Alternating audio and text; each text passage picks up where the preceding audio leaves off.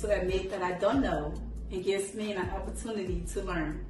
Hey y'all, this is Vanessa, and R.A.W allows me to be authentically myself while bringing you some cheese and some tea and a little bit of fun.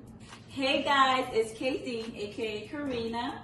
R.A.W is authentic conversation, and it allows me to be right and wrong at the same time. Hi, I'm Jennifer. Raw Conversations allows me to be aware, to be transparent, and of course, to grow.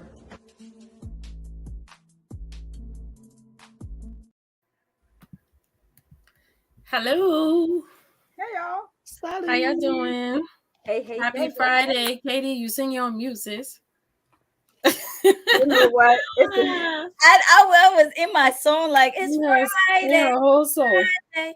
I was going to dance with you too. Friday. Sarah. Happy Friday. Welcome.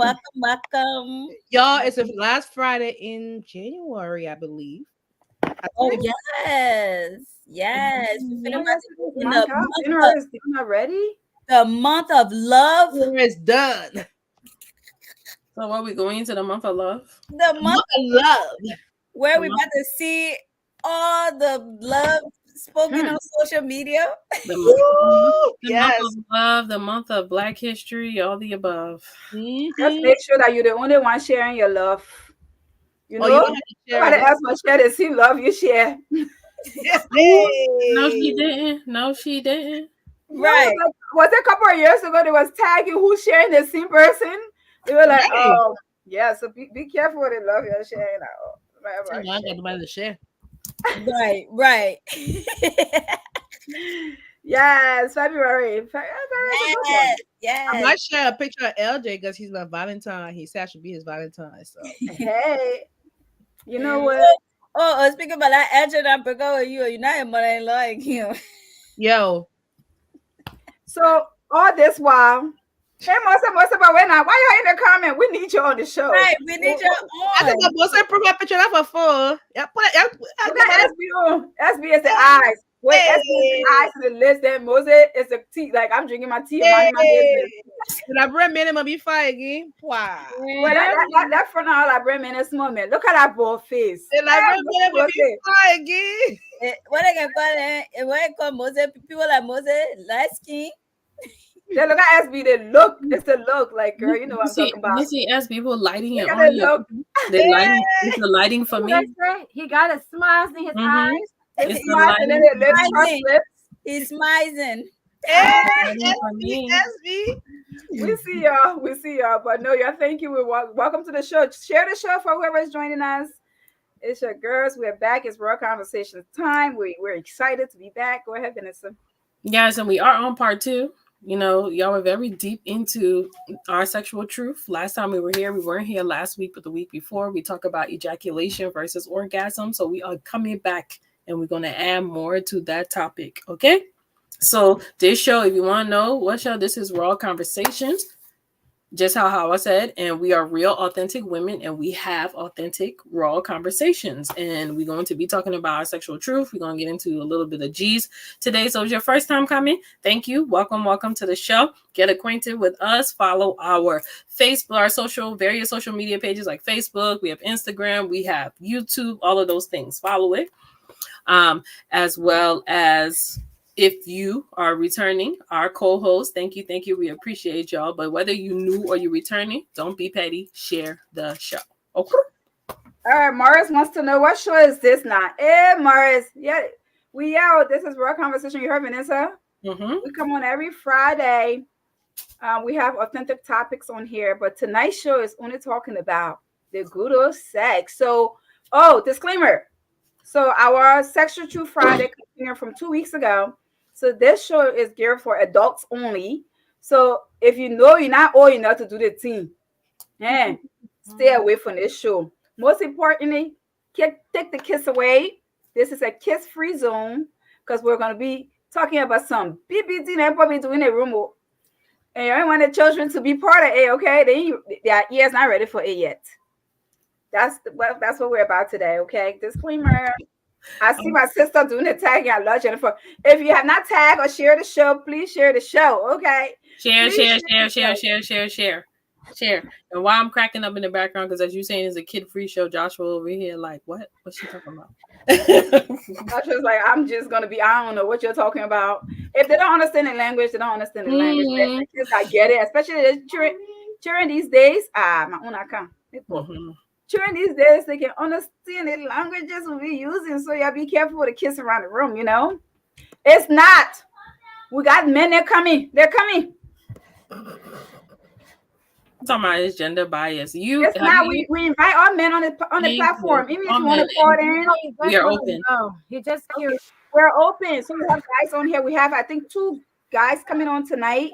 So we are not gender biased. We assure you that we like your input, because we don't know it all now. Come on, y'all know we don't know. We don't know how. Let Alex know it all, but. All right, well, let's touch on a little bit of G's. We're just going to touch on a little bit so we can get into this topic. So as for our Liberian folks, I know y'all saw we had the inauguration the other day. I see that we have brought on Joe Biden into the office in Liberia. And the reason why I say it because my boy seemed to pass out in the middle of his speech. He didn't pass out. I don't know whether he passed out, that he was too much because they had him in Igbo gown, whatever was going on. But the puppet tried, but he couldn't make it. I need you to stop saying pass out. He had a near syncope episode. Amen. Show us your degree. Okay, nurse, right? That's how you know when someone passed out, they're actually hitting the floor. Don't I first count us, man? I went to school. I in my tuition, I got a degree. Get it out. Money well spent. Oh God! You know why I'm at? We're not going to talk about my grandpa too. I said it. Y'all get Joe Biden like I don't know. Joe can be running. Y'all not see where I run away. Joe can run. But here's the thing. Whoever, let's really say this for real. Knowing the condition in Liberia, knowing how hot it was, and they knew the weather, they wasn't ready for it. The man didn't even have water. He started talking for the first 10 minutes. Oh, Mosa, welcome. We don't want to be rude. Welcome. Welcome to our own supermodel brother, man. Yeah, nobody's stupid. So now, I want to give you a praises. Look at that ball, man. Look at that man. Wow. Look at him cook there. We appreciate our Liberian man. Y'all getting so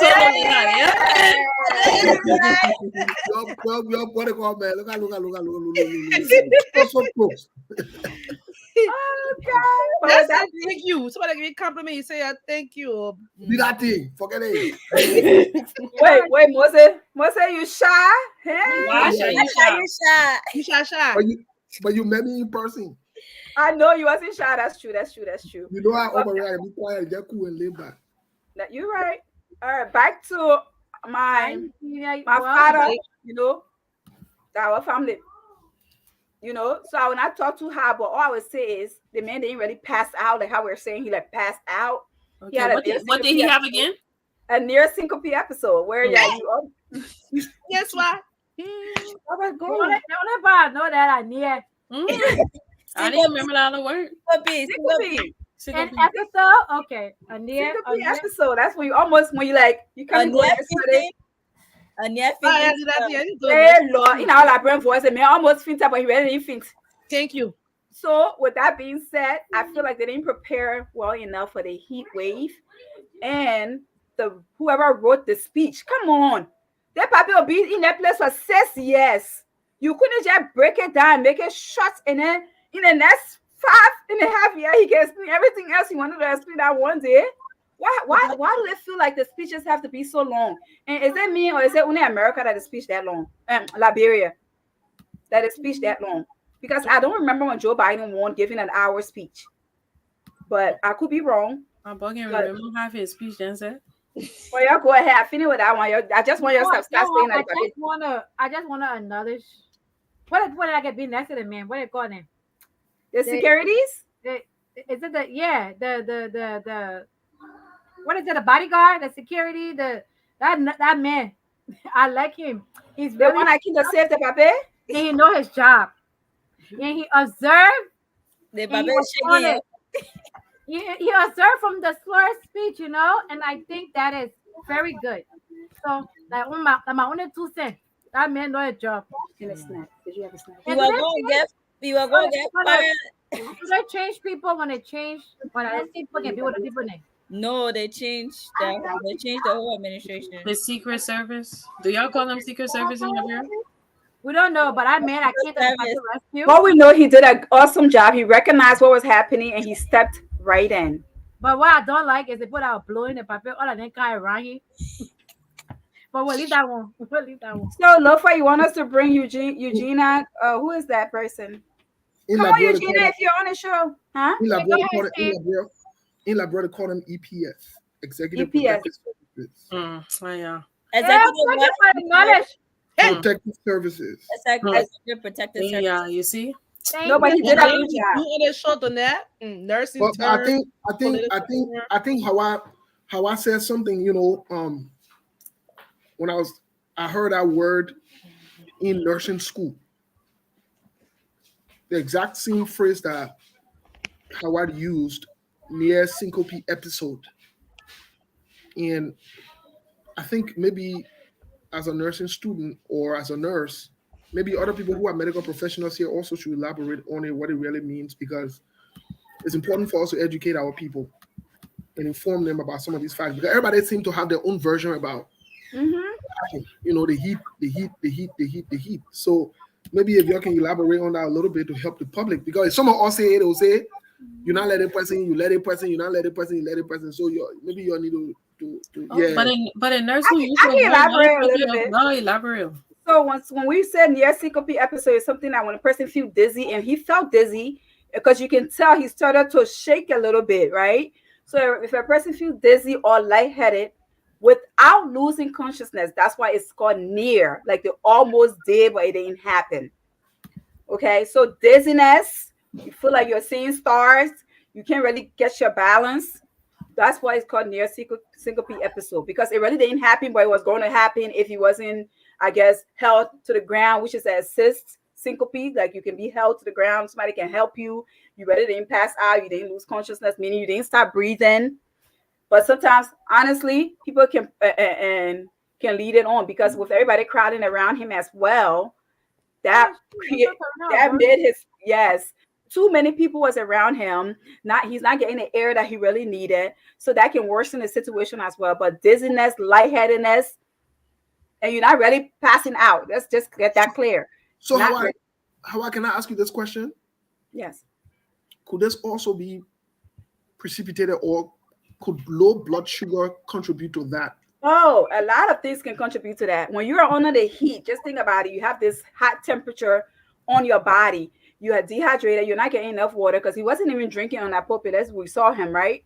So if you have medical conditions, it worsens it. It puts you at risk for near syncope episode and heat stroke, especially older adults, 50 and older. Let me tell you what we do with the inmates that are 50 and older during the summertime. We have them in a specific jail, only because of that reason, because they have other medical conditions that put them at high risk in case it's too hot.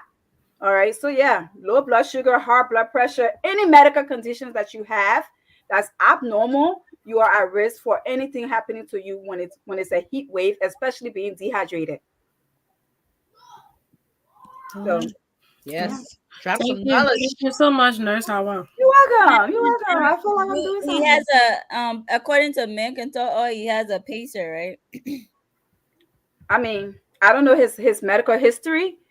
That's what they're saying. He do have a heart condition, so if he does, that put him at risk, high risk. His age alone, let me tell you, his age alone put him at high risk. Being in the heat at the age that he's at and not drinking, and the amount of clothing, was already in danger. The amount of clothing away. Let me just interrupt for a second. Aren't they saying that former President Ellen Johnson Sirleaf also is around the same age and she was in the heat? No, but you know what she was wearing, and she wasn't talking. She didn't have a lot of pressure on him, and that his emotional state at that rate. Yeah. He's nervous. There was so much happening. That's why I said it could be a whole lot. His emotional state. He was a nervous man standing out there giving a speech with that country cloth, heavy, hot, not stopping to drink, reading that 25 pages. I don't know how many. I'm just exaggerating. I'm just saying, but it was long. Okay. So And all he of had a that. bulletproof. Thank you, Cyrus. He had a bulletproof jacket under his clothing, right? Here's the truth. We can't authenticate that part. Let's not make up things that we don't have facts to, right? Because a lot of his supporters want to put that claim as to part of the reasons why. We're talking from a medical perspective. We have to be honest about some things. And I want to agree with Howard 100% that some of maybe the underlying issues and the age factor contributed to this. All that bulletproof and they want and I want, we don't have fact to those things. So for me, I don't want to go that route. Yeah. You know what I mean? That's just my honest opinion about this whole thing. There could have been medical issues, dehydration, the heat. Yes, those are considerable facts that we're aware of. But whether you have bulletproof on or not, those are debatable things. Who knows why you have bulletproof on? Why you putting bulletproof on an 80-year-old man? That's what And that outfit alone with the hat, you know that hat. That doesn't make no sense. That's what I said, Steve. Moses, that's what I said, and some people argue with me. Yeah, please don't start it, please. We beg you. And I'm not gonna go in there, but yeah. Yeah. But here's my thing on that. Why not bulletproof it? In that situation he's in. Remember, this is the same man doing a campaign, right? Doing a campaign to put his picture on a casket that was running around with it. Am I wrong? Okay. Man, you're not gonna kill that man. So I'm just saying we have to be protective of our people. And if that's maybe they all do, you know, open anywhere too. Maybe all the president, but you never know. This was a hard win. So it brought a lot of hard feelings. So this could be them preparing for that. Whatever happens, happens. But all right. I see a whole lot of y'all piling up. I'm gonna drop a question. Please drop your answer in the chat. We want to hear from you. Would you prefer to be told you're getting fat, or would you rather people kept it to themselves? Drop your answer while we continue in the G's.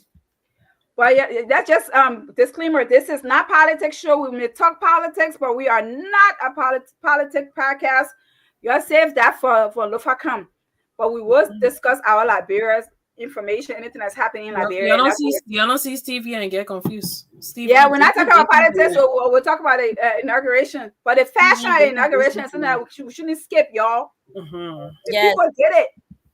They did that. But before that, we do want to acknowledge that during the inauguration, a man, Dawson Kamara, did die.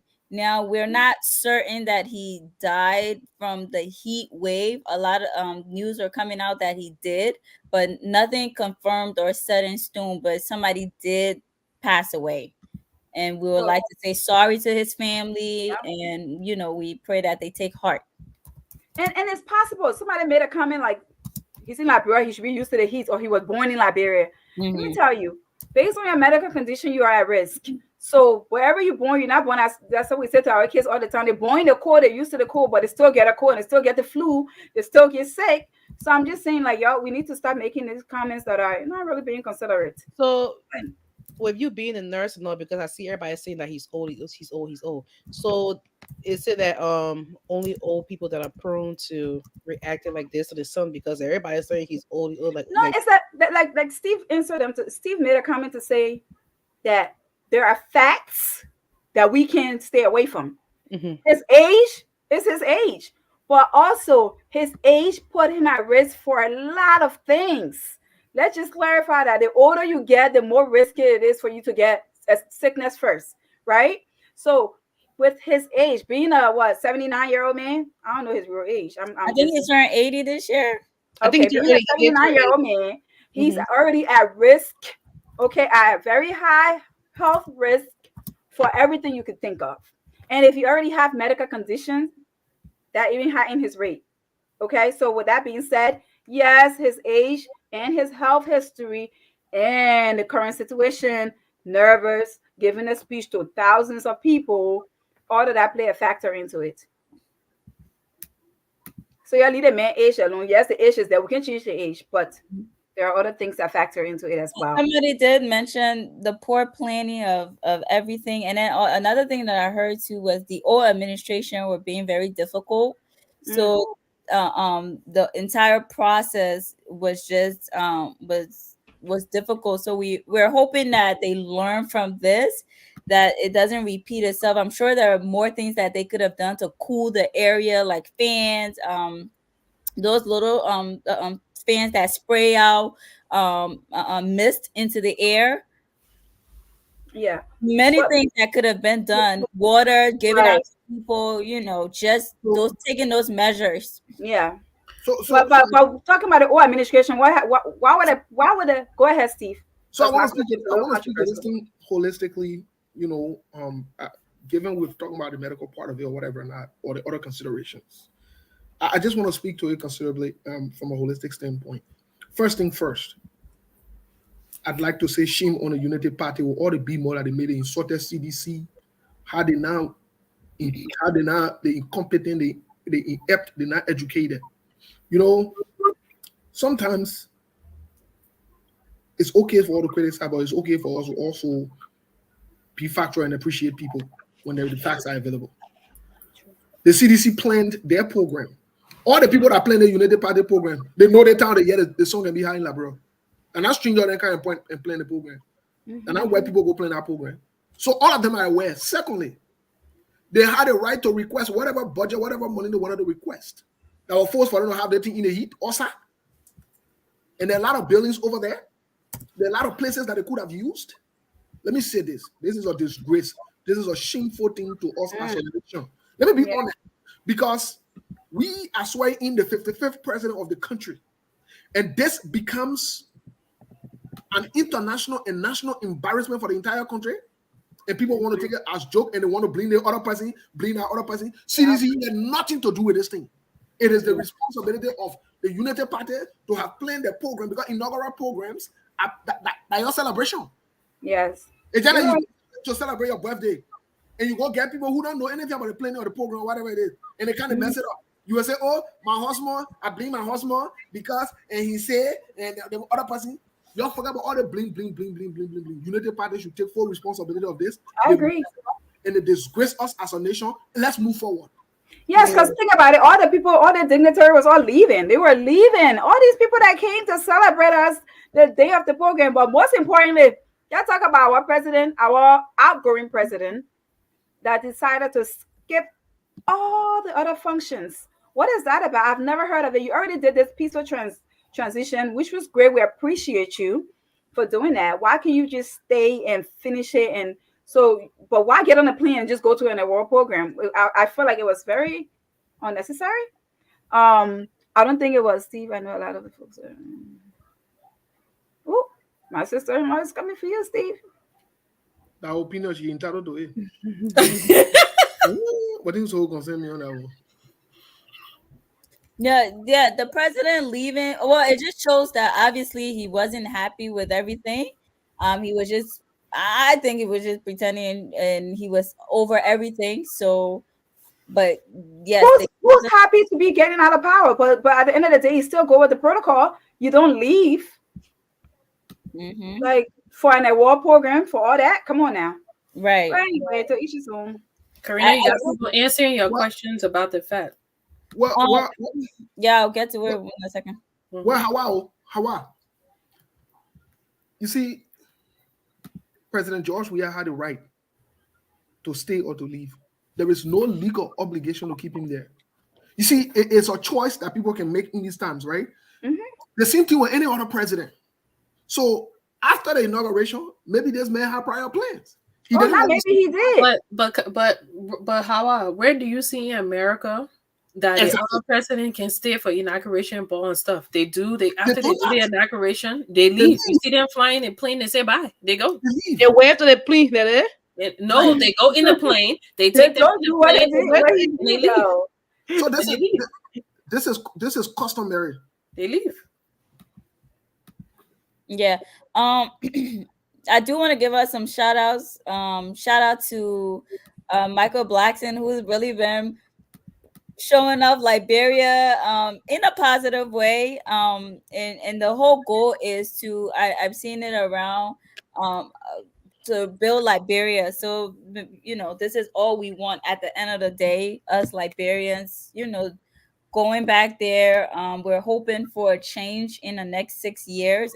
Obviously, water is not going to be turned into wine, but something to happen that will allow all of us to start investing more in our country. Secondly, I want to give a shout out to our second lady, my Nimba sister, because she was Yes, fashionista in the White House. Miss Coon.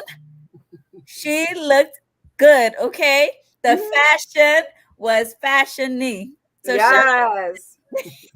Sister, can you ever see the second woman look at that? honey with You know, six kids. you know, with the Labrador people, whether we in America or in Africa or wherever part of where we are the only people that think in our head that success is coincidental. Yeah, we are the only people that think that we either base it on religious belief or we say we hope God will change and we hope it's not something that you can dwell on for success. Okay, In brother. fact, Marco, whoever it is can come to Labrador or you want to come to Labrador.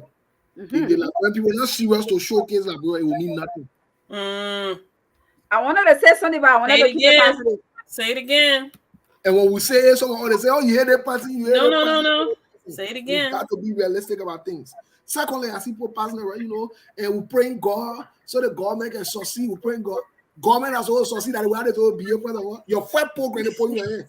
You screw it up. And you passing around blaming everybody. See, you can just condemn the boy with the first program. And we saw Joey and dancing the same song. But no, I want to talk about Michael Jackson. I appreciate him going back home. But I see him more in the party scene. No, but I meant open schools in Liberia too. I'm just saying what I saw him as this week was more of a partier than somebody who's like that's all. But what he's supposed to do with the own country doesn't not care about it. No, you can tell him that too. You can tell him that too. We're talking about things that he should do. So he has a huge social media platform. So I think that alone, even if people didn't know, that's on the other side of the world. And they know Liberia now. Yeah, they know Liberia now, but imagine say you're coming go all on the dusty road and the road and like how all in the place, not even. Oh, he is. Oh, did you not see him? So your way, folks, your way. The team when you're talking again, and show it on social media. My thing is though, they need to fix the place. Every time I hear people talk about Liberia, talk about Africa, they automatically want to go to Ghana, they want to go to Nigeria. But Liberia will never be a place that they will pick. Why? Because the place is a mess. I'm going. No, ladies. I'm not talking about the Liberian people themselves. I'm talking about Americans that don't know about the place. Ladies, let's be honest. All right, let's go. Joia is more famous, worldly known or worldwide he's known than Michael.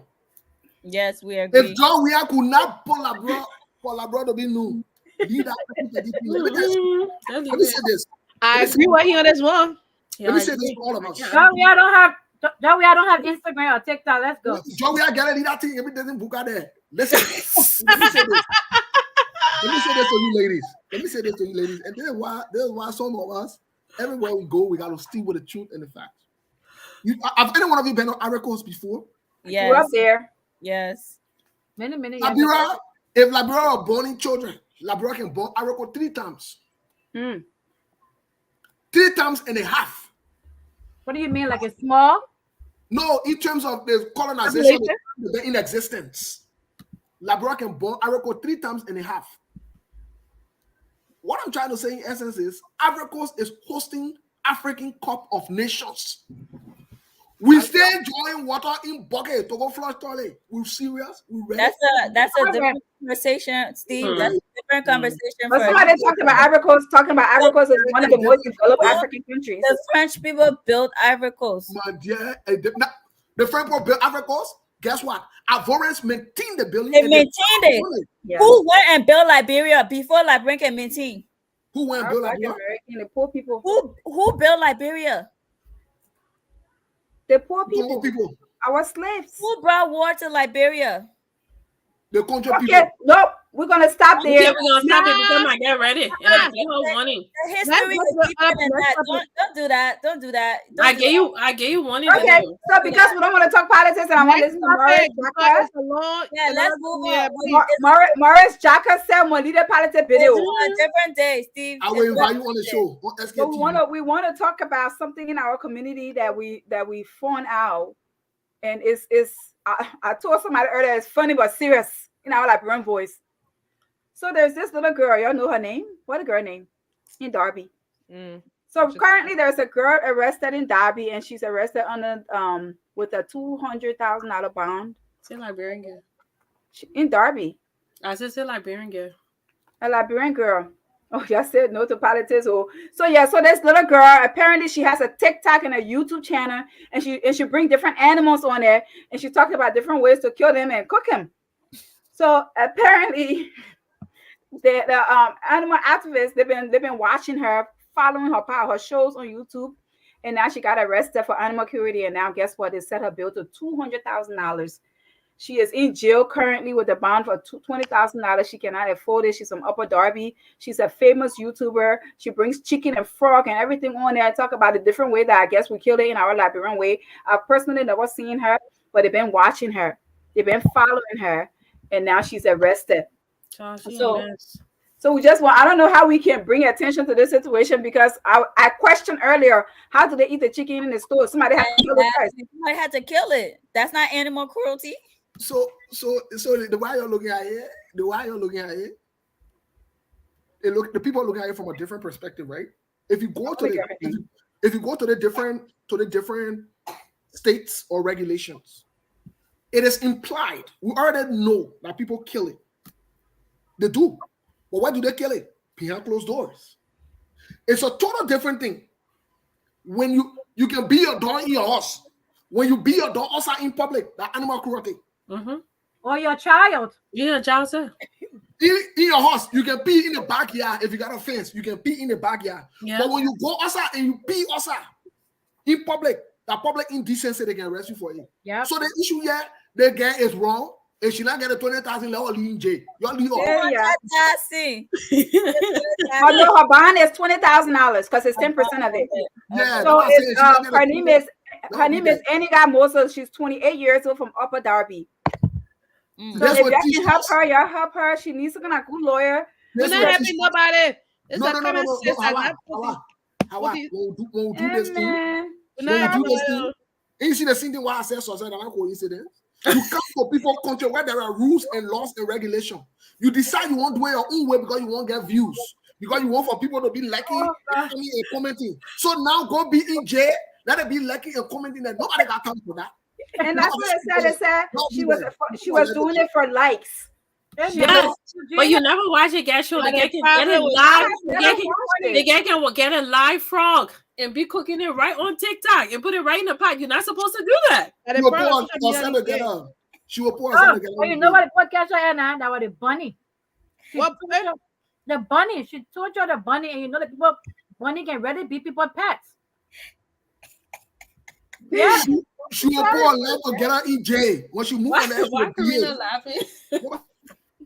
Wait, it says here are the animals involved: chicken, frogs, rabbit, and penguins.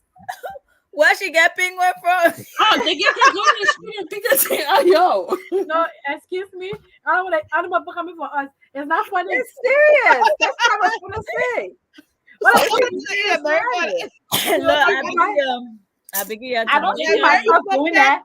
I really don't see myself doing that to an animal, especially on live. Like, I know how. Just the other day at work, we were talking about killing chicken, and I was saying to my coworker how we do it back home. You catch the chicken, you know what you do. You dig the hole. Yeah, man.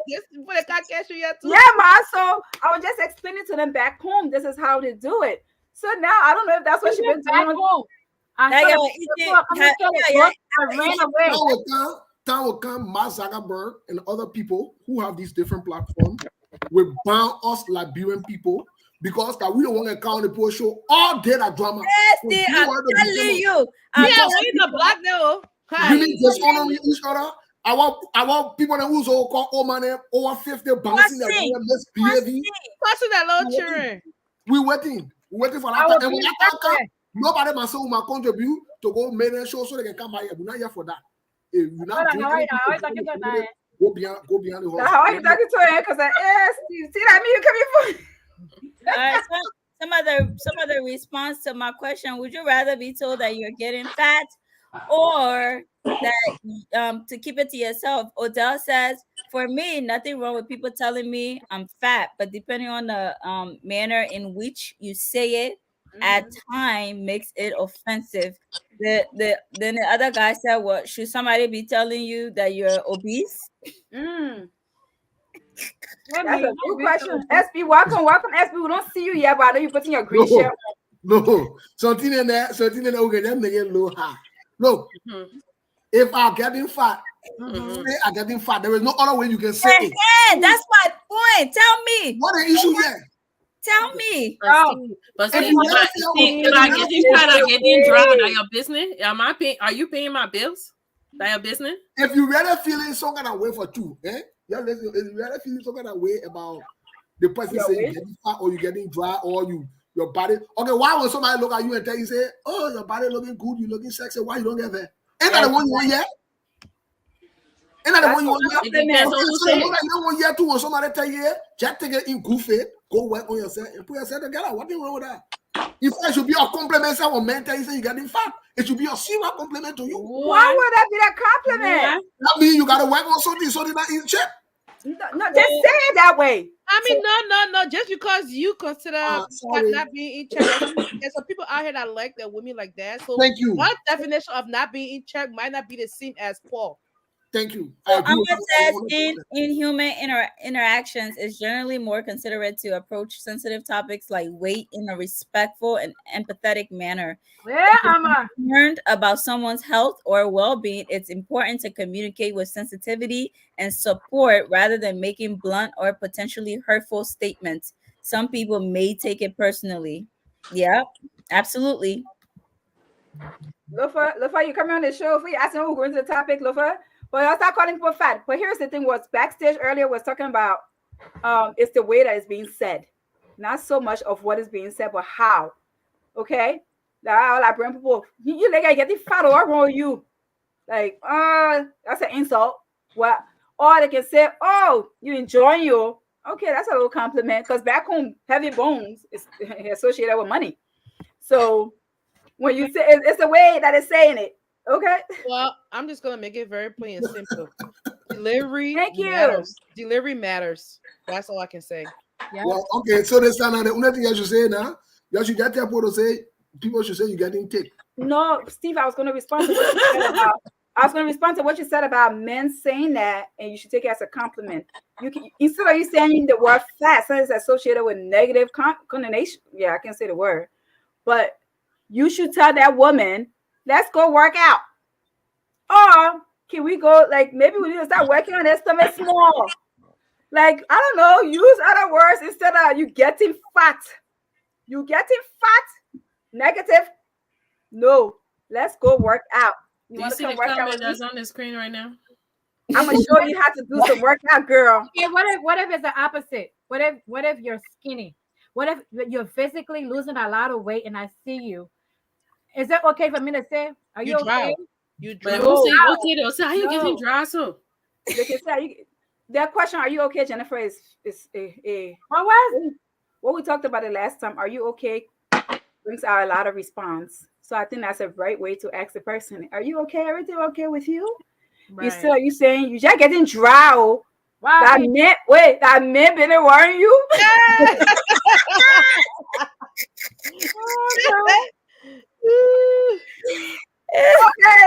On that note, we We're moving on. We're moving on. Hey man, anybody know where Byron is?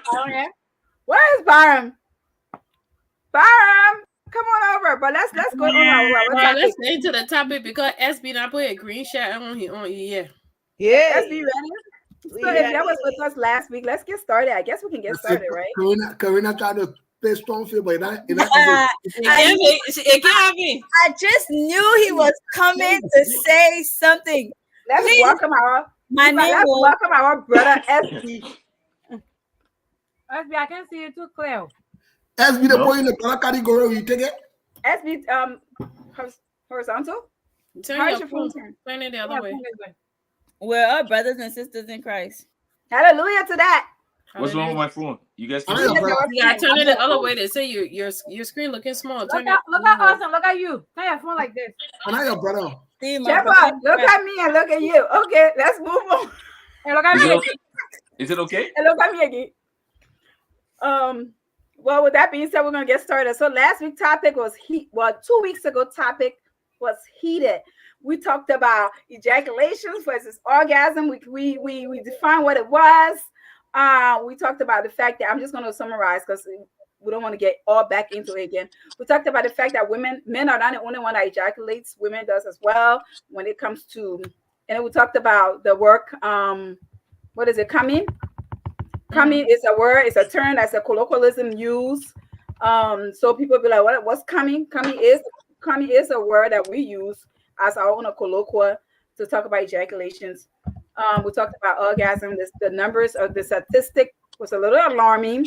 We talked about 81% of women do not experience orgasm doing intercourse alone. And then we talked about 18.4% report that intercourse alone is insufficient for them to have an orgasm. And we also talked about the fact that 95%, wait, I'm getting my number wrong. 59% of women fake orgasm. That was shocking to all of us. Not only 81.6 said that they don't have orgasm at all, but 59% said that they fake it during intercourse. So we discussed about that. So this week's topic, the topic went a long way. We're talking about why do men fake it? If men do fake it, why they're faking it, and why women fake orgasm. But so if anybody have any other questions or anything else to add on before we move on. You didn't mention the favorite part that you said that the men were all excited, said we're killing them slowly about. Oh, what's that? Let me go to it. That men's supposed to come 21 times a month. Oh yes, So most prevent importantly, prostate cancer. men, yes. So when we talk about different health benefits of orgasm and ejaculation, and there was a study done that men should have an ejaculation 21 times a month. So it's good for their health. But then we also talk about the fact that some men can fake it. And we talked about the reasons why men will fake it. I know Steve wasn't on the show, but Steve, if you want to add anything before we move on, because the conversation I came about, and we've always talked about this, but I don't think we've talked about this on this level, was that the sex toys replace men. Because there was another conversation talking about the fact that women are pleased by toys more than they are pleased by men. The statistic was high for women that have an orgasm quicker by using toy and masturbating. I think the number was a little higher for women than they do when they're having an intercourse with men. So that brought us to this conversation. Because women have orgasm quicker and it lasts longer with toys alone. Now the question is, does sex toys replace men? So before we go anywhere, what do you think, ladies? No, it can't replace a man. it's called toys for a reason. You play with it and then play with it and put it away. Put it away. Can the toys take the trash out? No. Can it keep you warm at night? No. So Steve, I don't want to answer Steve's because I think that comment. I have a question first before we go to that, please. Okay. I listened to your expose, but I just want to maybe that clarity or that question. Did you say women ejaculate? Yes. Okay. Squirting for the research. Okay. So they replace that word squirting with that makes sense then. Okay. Yes. I just want to make sure we're clear on that. Yeah, but I did my research. I was studying that thing too because I knew you were coming. Yes. Another thing that's fascinating, another thing that's very important that we need to talk about it in terms of this whole men should, ejaculate 21 times in a month or whatever it is. I think before we go to the other topic, I'd like to throw light on it. Maybe SB will back me up on this one. I don't know. Look, SB's like because how do you get a man to ejaculate? SB's like, leave me out of this. 21 times a month, right? I know, when Steve. you've replaced. Sorry, Steve. I think you should probably do the breakdown of the math so people can understand how many times a day. Right. So that means within a month, the 21 times, if you really looking at it for two, the women that we're gonna complain they got to work, the tire, or someone they using toy and hiding it for the man, right? Someone they using toys and hiding it for the man. You replace that toy and say, oh, the tire, and then I want to do that, and I want to do that. If you really look at it for two, that 21 times, if you look at it for two. In 3 weeks, it's already 7 times a week. So that means every day. So Yeah, of course. Right? We're in 3 weeks time, right? Then at least the other 1 week we give it out for once every other day, Steve, for the other last. No, but every day because at 3 weeks, 3 times. Twice a day. That's why you come in 2 times. But remember, doing one intercourse, you can come more than one. Right? No, we're not talking about that because the pre is women thing. Pre-ejaculation that coming. Mm-hmm. So we need to be careful with those. Yeah. Right. We talk about coming with cement, which is the one I'm going to So let's get our fact correct. So the pre-ejaculation Coming with what? Coming with cement. So the one I can make women pregnant is called cement. Mm-hmm. Yeah, that one I can make women pregnant, they call it cement. Steve. No, Steve. I'm sorry. The pre-cum has some. Not necessarily. We can do the research. Yes. But pre-cum not make people pregnant too, right? No, pre-cum does not. No, wait now. You see, the thing about it is this: some men, some men, because of the anxiety, because of the sugar and other things, the pre-cum is mixed with cement.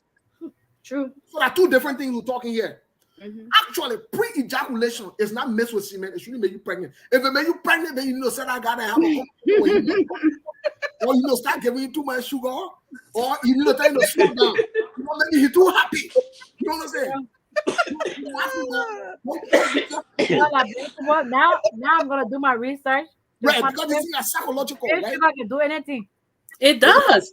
It does. You know what, Jennifer been taking somebody I've been telling her this thing for a long time for joke, and it's a serious thing. Look, somebody's rebutting. Look. Okay. What does that person say? Cement does not cause semen doesn't cause what? Fertilization. Really? Are you a sissy? So first of all, what is cement? The first thing, he probably does not even understand what cement is. And I'm sorry. So cement, break it down.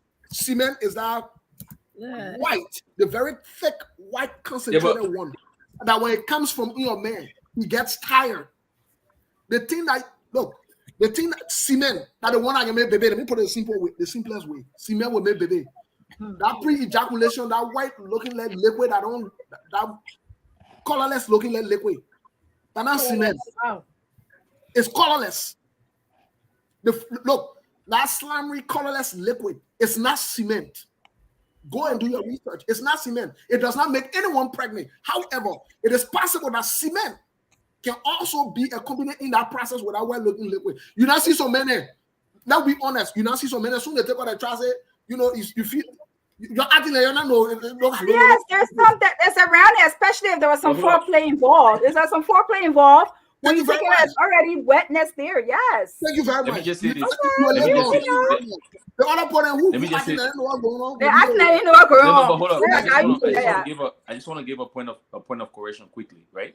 I agree with you, Steve, that pre-cum will not necessarily get someone pregnant, but we shouldn't entirely make that statement definitive. What I would say is there is a possibility, like you said, sometimes if the pre-cum is followed with a bit of actual semen. Semen is actually the fertilized substance that comes from a male reproductive part. Yeah, right? man. So if that is followed by a pre-cum, then there's a possibility that a woman could get pregnant. Sure. So I don't want to just say. Just so you know, for disclaimer, me my boy has been done. We don't figure out what thing behind closed door. Yeah. Why I see y'all need to laugh. So y'all playing for the show today. Yeah, you fall down inside. Well, how y'all know the topic? How y'all know the Wait, what I gotta do with this? I'm listening. Last time I wanted to create division in the men's in Adam Nah, No, gender. we were just appreciating us being really representing and not being biased. You and your I ass actually two been cheeks sick. today. Just so you guys know, I've been sick for a whole week. I'm slowly on, back onto recovery. So, It's all Yeah. but right. I'm getting the cold. The cold here after many years of not getting sick. The cold finally got me. So the last week has been tough. Edwin, we can't But see your eyes. Can you move back a little bit? I don't like that. I can't see your eyes. okay, hold on. I said, Jennifer wants to see your whole That's better. face. Yeah. I see why Karina not laughing too many eyes there now. Hey, they are there. Yeah. yes. Take my name out of your mouth. So with that being said, Moses, you got anything else to add on? I know you wanted to The last part I wanted to say is most of these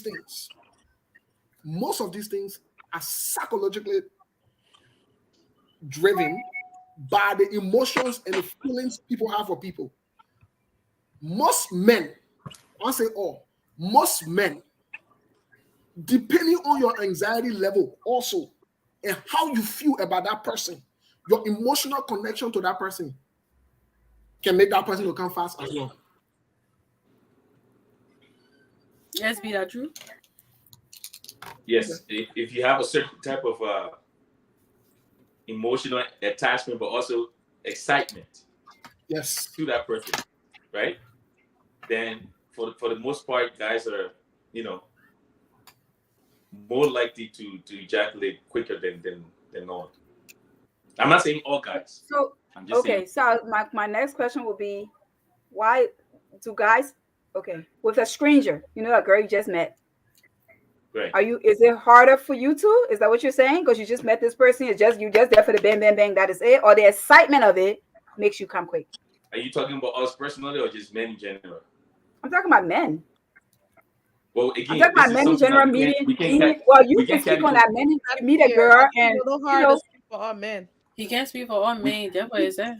well, you can talk about yourself personally. You just met a girl. There's no y'all didn't really y'all don't know each other like that, but she's somebody that she find attractive, and the next thing is sex. What happens then? What are you thinking about? What's the emotional connection in there? Well, if you're talking about just meeting a woman, there's no emotional connection. I can tell you that right now. Okay. Right? Men, generally, when we meet a woman for the first time, it's all physical, and I'm not saying that in a disrespectful way. That's just how we are, right? So if a guy goes out to an event or out of, whatever the case may be, and his intention is I'm trying to meet a girl to go home with tonight, then his whole mindset is going to be put on, number one, who physically attracts him, and number two, who is he going to get his way with as far as going home with that person.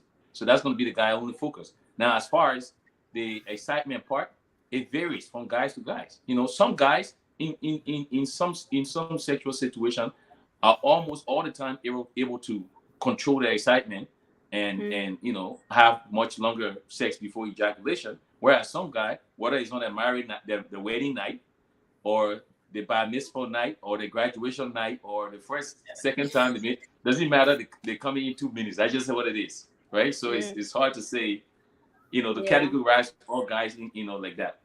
Right. Okay. Well, thank you for your response. Let's go to this question now: ejaculations and orgasm. Men, women. The statistics are women who have an orgasm just by sex toys alone is higher than the statistic of women who have an orgasm with an actual man. Right. So the topic of the sex toys replace men, the women already on the show said no, and that's a lot of question that's been asked, and a lot of women says no.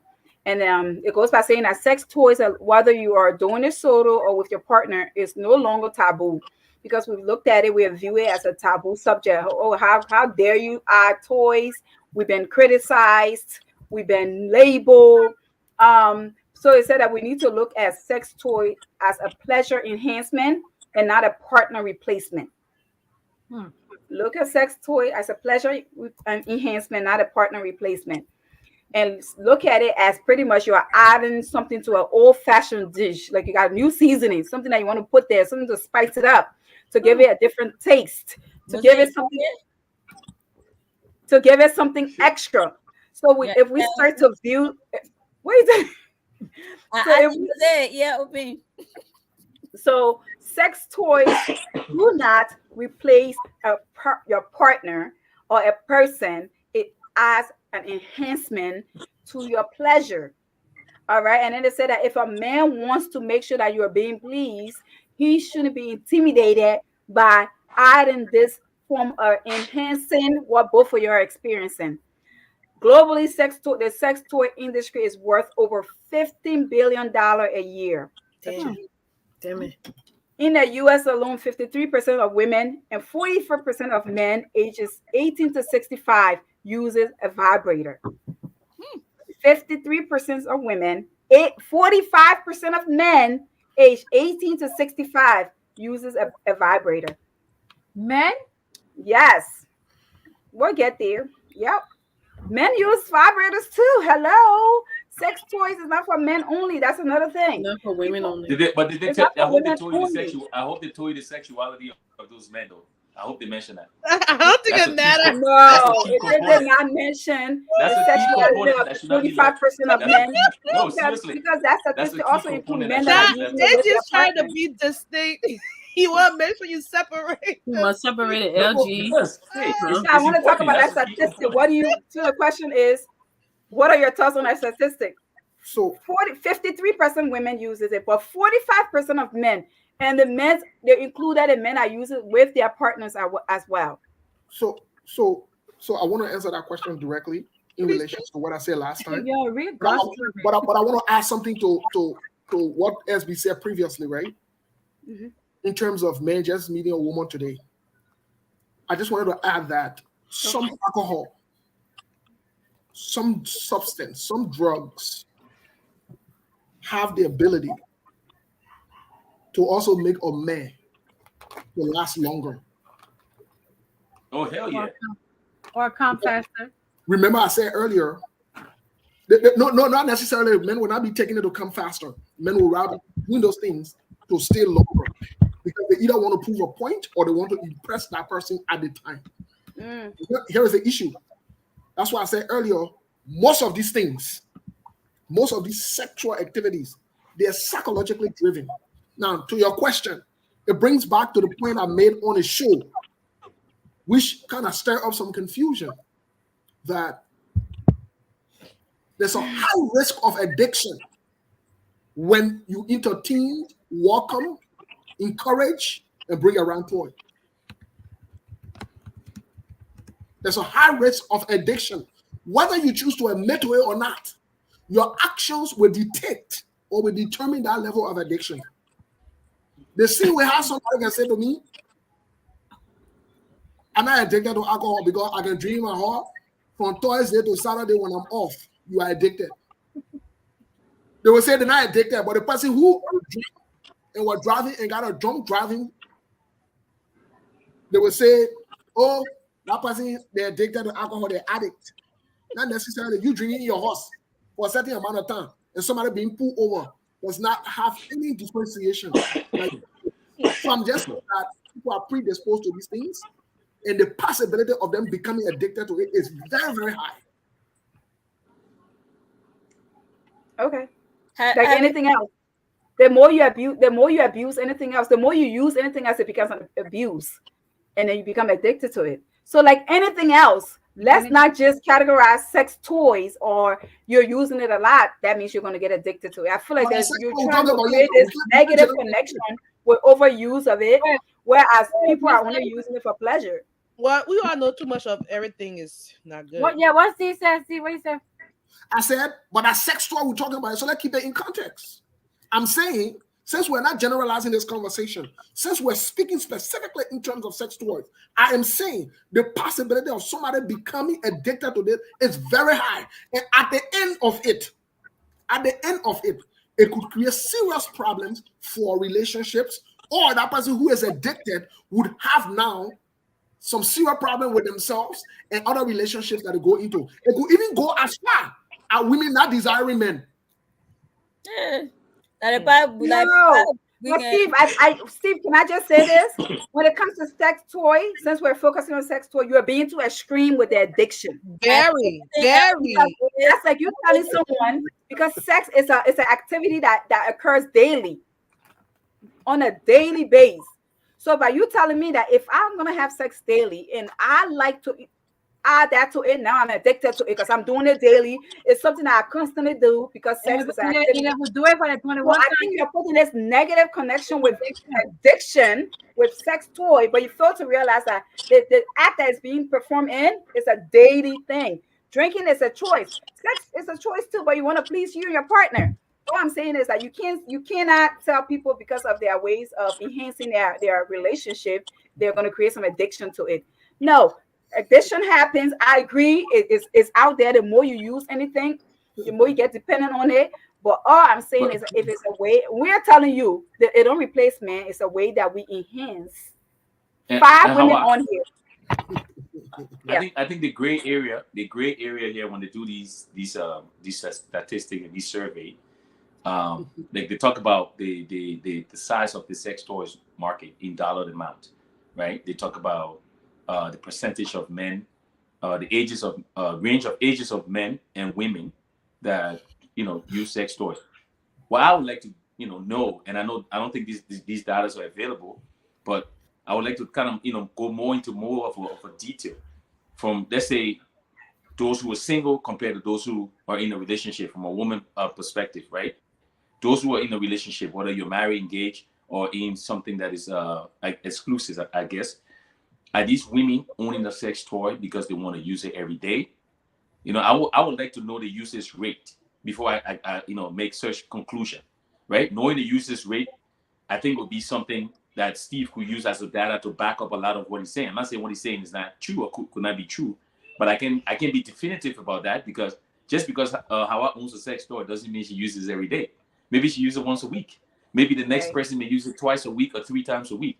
So I think it varies based on people need and desire for sex.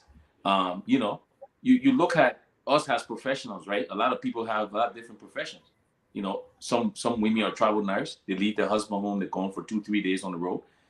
Some husbands are, well, I don't want to say truck driver, but truck Yeah, drivers. they can. Yeah. Have a nurse Right, too.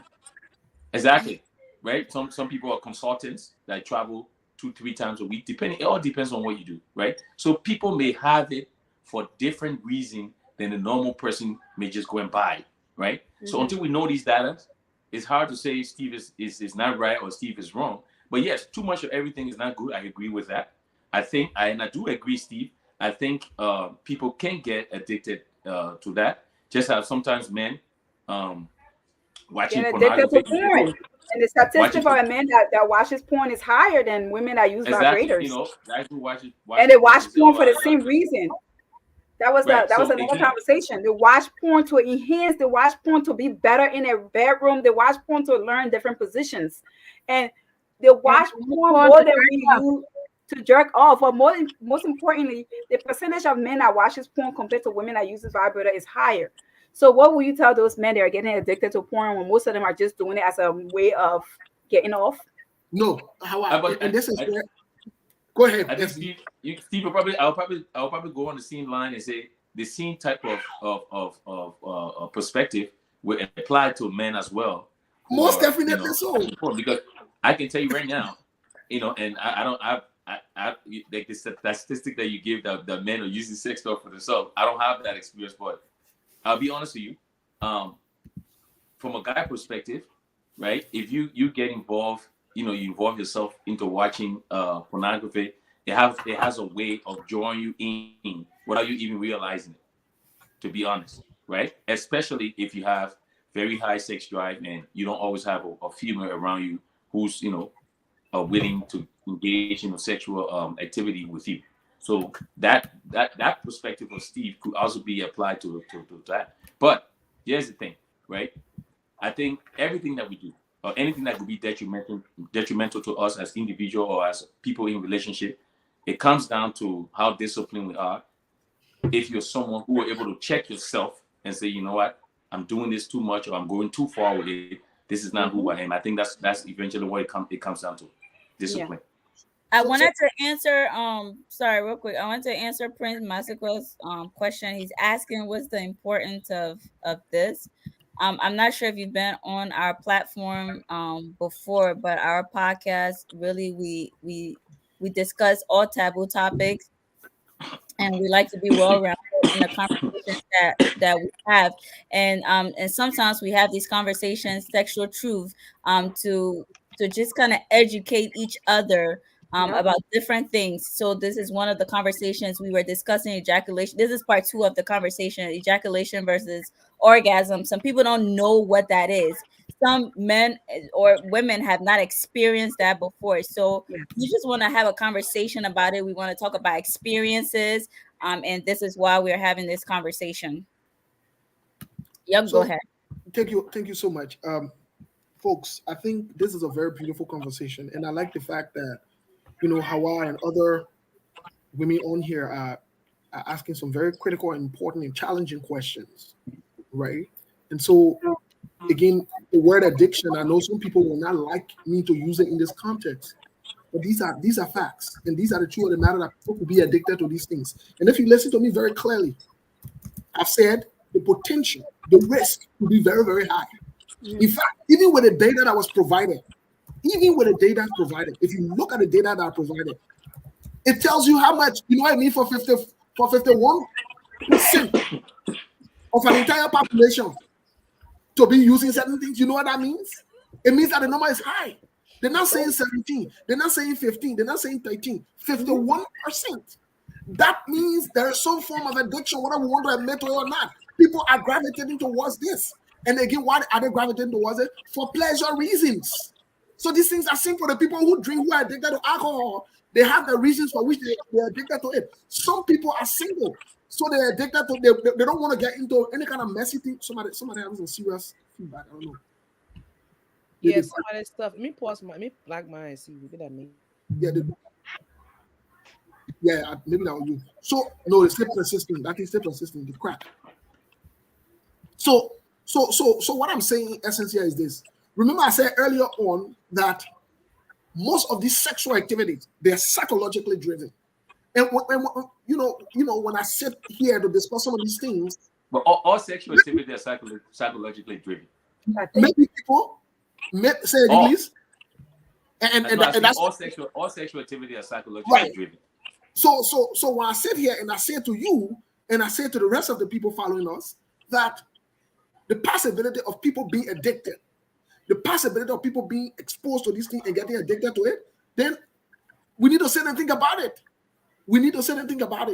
Even without going into the details of the normal, like SB recommended, without looking at the data, right? The detail of it, because the data are not just normal. It encompasses a lot of different things that people can consider, right? Without even looking at it, the number itself is very, very high for people. And we can't beat that. So can I just clarify that the research didn't specify homosexual or bisexual men? Okay. It didn't specify specifically, or these men are the ones that this group use, 45% of them use it, because it also stated that 45% of men that use vibrators, they use it also with their partners, not a solo act. So, but it did not specify, okay, gay men use this, heterosexual men use this or whatsoever. So I just wanted to answer that question. I think somebody asked that question as well. You mute, Corina. Corina, you mute. They have vibrators for men. It's not the kind of vibrator you're thinking about. This is a vibrator where it massages the yes, and you just put it. It's like a rubber band, like elastic, and you just put it on there, and it like gives that sensation. So it's not like the vibrator looks like a penis vibrator. Yeah, and we don't want it. But no, who don't want it? Can we be clear? That's the question I want to ask before we move on, because I actually was surprised by this. There are health benefits of using sex toys. I just want you to know. But before we get into that, some of the reasons why they said that vibrator use is associated with major improvement in sexual functions. And then they talked about why women use it or men will use it. And this is, I know Steve will get a kick out of this one. It is the easiest and quickest way to have an orgasm. So that is why a woman will quickly use vibrators before she goes to the man. That's the only reason why it's used. That's the only reason. There's no other. I can't think of any other reason why anybody would want to use sex toy. No, women don't use it because they want to get it easy. They want to be pleased. They want pleasure. They don't want. No, But I'm just saying you're the not getting studies my show that it's point. the I'm easiest way. saying no. Awa, I'm saying the end goal is the reason why it's used. It's to come. That's what Okay. he's saying. Yeah, that's what I'm saying. That's the only reason why. Para So does that wherever what all the women on here said earlier, sex toy cannot replace a man. Cannot. It cannot. When I say it can replace a man, then my question becomes that let me be a little rhetorical here. I think If sex toy will quote unquote please, because the word please, I keep trying to figure out what it means. It's relative.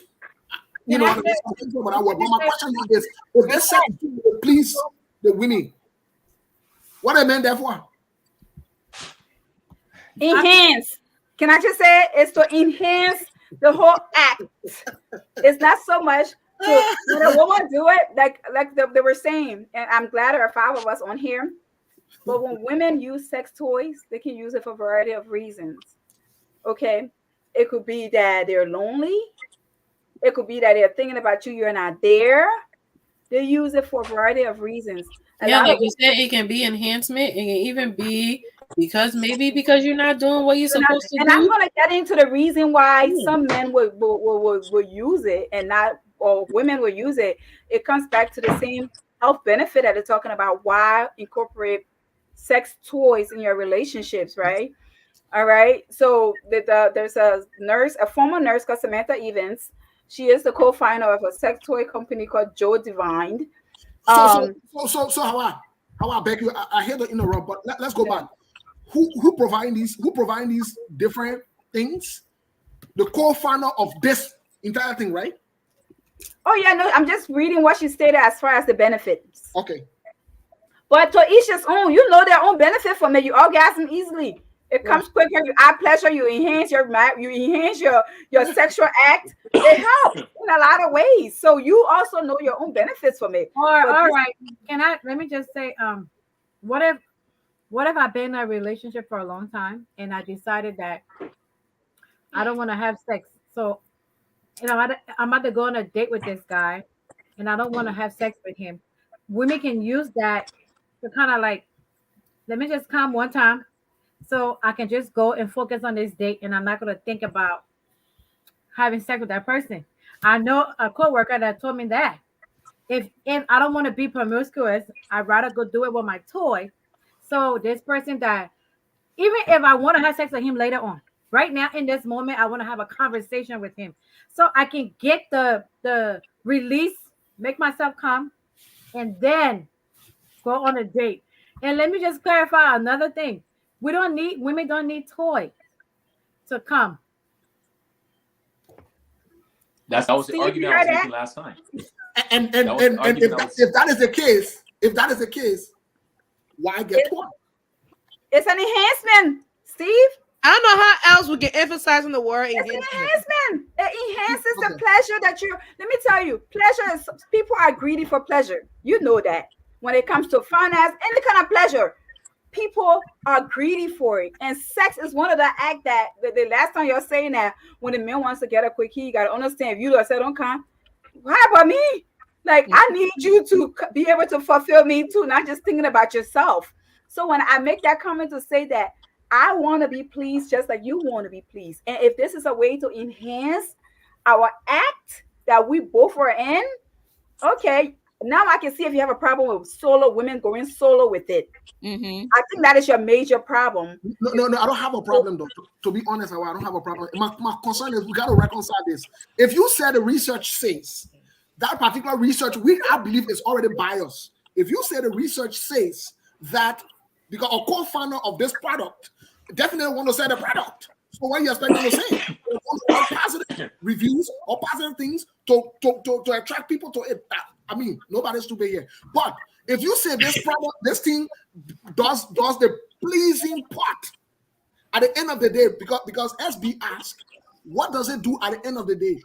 Quote unquote, it pleases. So my question is simple. My question now becomes, this thing is already fulfilling the pleasing part. And some people think that the men do not please them or it doesn't make them to come or whatever it is. That thing is going to make you to come. Why get a man? It You might enhance. Oh, See, I don't know how to say it. I don't know, like it adds to it.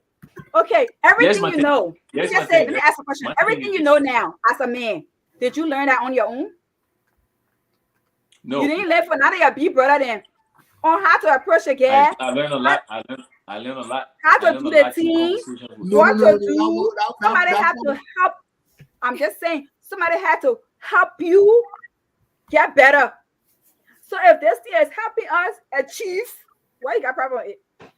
no, I don't have a problem with. I'm You don't saying have a problem with it. let's be Oh, clear. guys. Let's be clear. You can't say one. You see, we can't go around this thing here and make it low, and make it low funny, right? If let's define the work of this sex toy. Let's be clear on it. Let's concise and zoom in on it. Does this sex toy make women come or ejaculate, whatever it is? Yes, it does. Exactly. That's my point. Forget about all the enhance. But those are all modifiers. At the end of the day, what women want? To come. An Exactly. orgasm. But This same thing thing is- men want to do. But men That's want my the same point. thing. But If this mind thing you, is going to 85% of women do not achieve orgasm with intercourse alone. Did you hear that statistic? That's why I say now, if this thing is going to make you get to that point, why get a man? Why waste your time for a man? That's my question. So you know Because what you will But, never be safe no, in but Mexico. hold on, Steve, hold on. Let's be fair. The only function of a man, It's not sex. ensuring that a woman is pleased sexually. That's probably even less than. Well, I won't say less. I don't know the percentage, but it's not entirely the only function for But the men. toy So is you doing can't it say though. why get a man. The toy is doing it. But that's not. But women don't just need men just because they need us to please them. Right. And that's That's the my way point. y'all don't Are you just trying need to a say woman that's your for only pleasing goal? too. No, y'all don't just need women for I sex. like it. all the Let me time. tell you, the physical, okay, the touch, the attention, the words, But can I the say this, body Steve? heat. Here's where I would piggyback off of you. If I were in a Not committed Carl relationship, Manager. right? If I were in a committed relationship with a woman that has sex toys before I even got into the picture, and we're committed as a couple, if I'm told about it and it's something that's been kept from me, then I will have a problem with that. I think the man should be told. Yes, I think the man should be told about it, and not only just told about it, but should also be explained, to as to why you have it and how it makes you feel and stuff like that. I think you should be open with your partner with them, let them know that you have it. But if it's hidden, then for me that would be a problem. But like I said, So now that you said that, can I just part one? Wait, I want to ask a question. If you, Mm-hmm. let's just say, hypothetically speaking, you masturbate in the shower, does that mean you need you're gonna tell a female that you're talking to That you masturbated. Oh, I do. in the shower? Yeah. Oh, let me answer the question. And you know me, my face get cold water on it. Oh yeah, I do, because you know why I do. You know why I do. I feel like it's a way of exciting and injecting more excitement into our sexual relationship. So I would tell her that, so that maybe that may what you call it encourage her to jump with me in the shower whenever, because she knows That's turning her on. when she comes in the shower, it's about to go down. So hell yeah, of course I'll tell her. I'm gonna hide that. so Steve, I got no shame in my game. I'll be honest with you. So Listen, you don't I'm feel like 42. you don't feel like if you, I guess that woman has to be open-minded, because if I'm closed-minded, now I'm thinking, oh wow, what I did to you last night wasn't good enough. No. So that's why But you're no, that's the next one. Jennifer, no. Jennifer, hear me out. The mere fact They gotta be, the woman has to be confident to take that. No, but hear me out. The mere fact, you see, if you're a guy that understands yourself, first of all, you have to be very. You have to be very comfortable with your sexuality, right? And so the mere fact that conversation will even come up, I'm not gonna just say, "Oh yes, I do," then walk away. No, I'm gonna have a conversation with her and let her know why and what I think she could do in that process, because I'm trying to enhance and inject excitement into our sexual life as much as I can. So it's not yes I do it and walk away. No, because then that's close ended. But you doing it privately by yourself is not enhancing nothing with you and her. That's you releasing yourself. That has nothing to do with her. But here's the thing. So let me ask you a question. I can make the argument and say there are times when a man is not around and the woman touches the son. Is that every time the man come home from work, she'll be like, "Oh, when you are at work today in that Zoom meeting, I was touching myself. No, No, but I think she's trying to get to the point where you were saying, oh, you have to tell me you have your toy and you use it. Like it's like I'm making a report. Wait, like I don't think you're telling you I have a toy. I use it today. I think no, I don't think he wants you to say. SB, correct me if I'm wrong. I don't think you want him to say, okay, today I use my toy. It's telling me in general. If you have it. If you have it, like I own it. It's part of who you I are. own They're toys. meant to be made aware. Oh, so you don't want to know what I do in my spare time? No, he just wants you to tell him that you own it, so that day he see it, he's not surprised. Okay, so Jennifer, maybe we're on the wrong. Maybe you didn't understand what I was saying. I'm not saying every time you use it, you told me no. I'm saying in a relationship. Not a report, a daily report. Yeah, I'm like, no. Okay. I'm saying so I've been laughing. I've been laughing a lot. And the reason I'm laughing a lot is because, you know, in as much as people want to be temporarily, sometimes I read some of the comments or whatever it is, right? You have to be realistic about some things in life. And I love the question.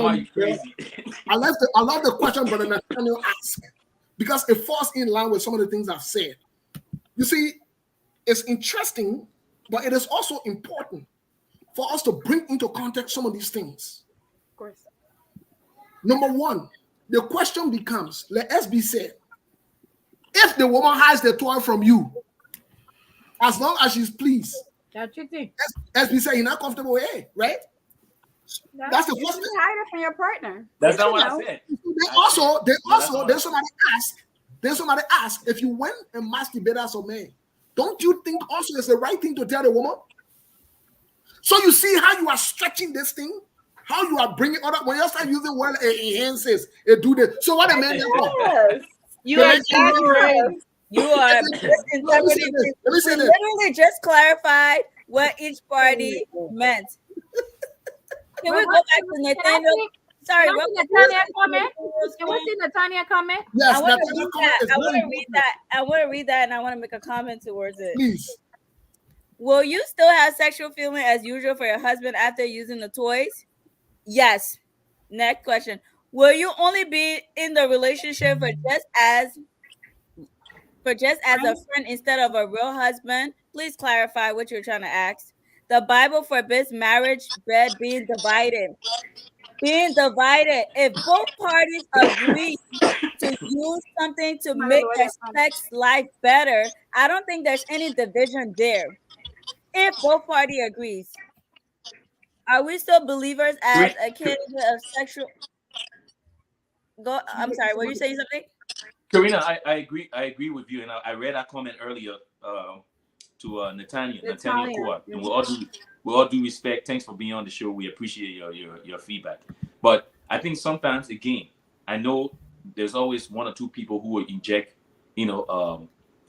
religion and to some extent for us, I would say Christianity. I hope I'm not speaking for everybody for as far as religion, but a lot of time we take quotes out of the Bible and we take it out of context, right?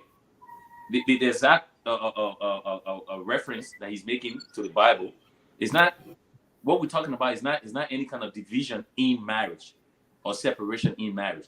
I don't care how we want to quote the Bible. We are all individuals and we are all different. There's going to be no circumstance as a couple, as a married couple, where everything is going to align perfectly. It's not possible. None of us are Jesus Christ. We're all human in flesh. We're not human in the Holy Spirit. Unless you're in the Holy Spirit, that's the only way you can perform perfectly as a person on this planet, right? So for me, like Karina said, to pick it back off of you, so long there is sufficient conversation as a couple on what you guys going to do, not just sexually, but everything as a couple in a marriage, I don't see an issue of division as my brother Nathaniel is trying to quote here. So let me ask this question. Let me ask you guys this question, because I think it's fair for Nathaniel. I think it's fair the point that Nathaniel raised, and that's where, sometimes when people use words, instead of people asking what do you really mean, people just jump into it and just attack. Oh, you can't say an addition, and the other person will write, an addition, you don't know what you're talking. My question in the context in which I'm speaking now is this: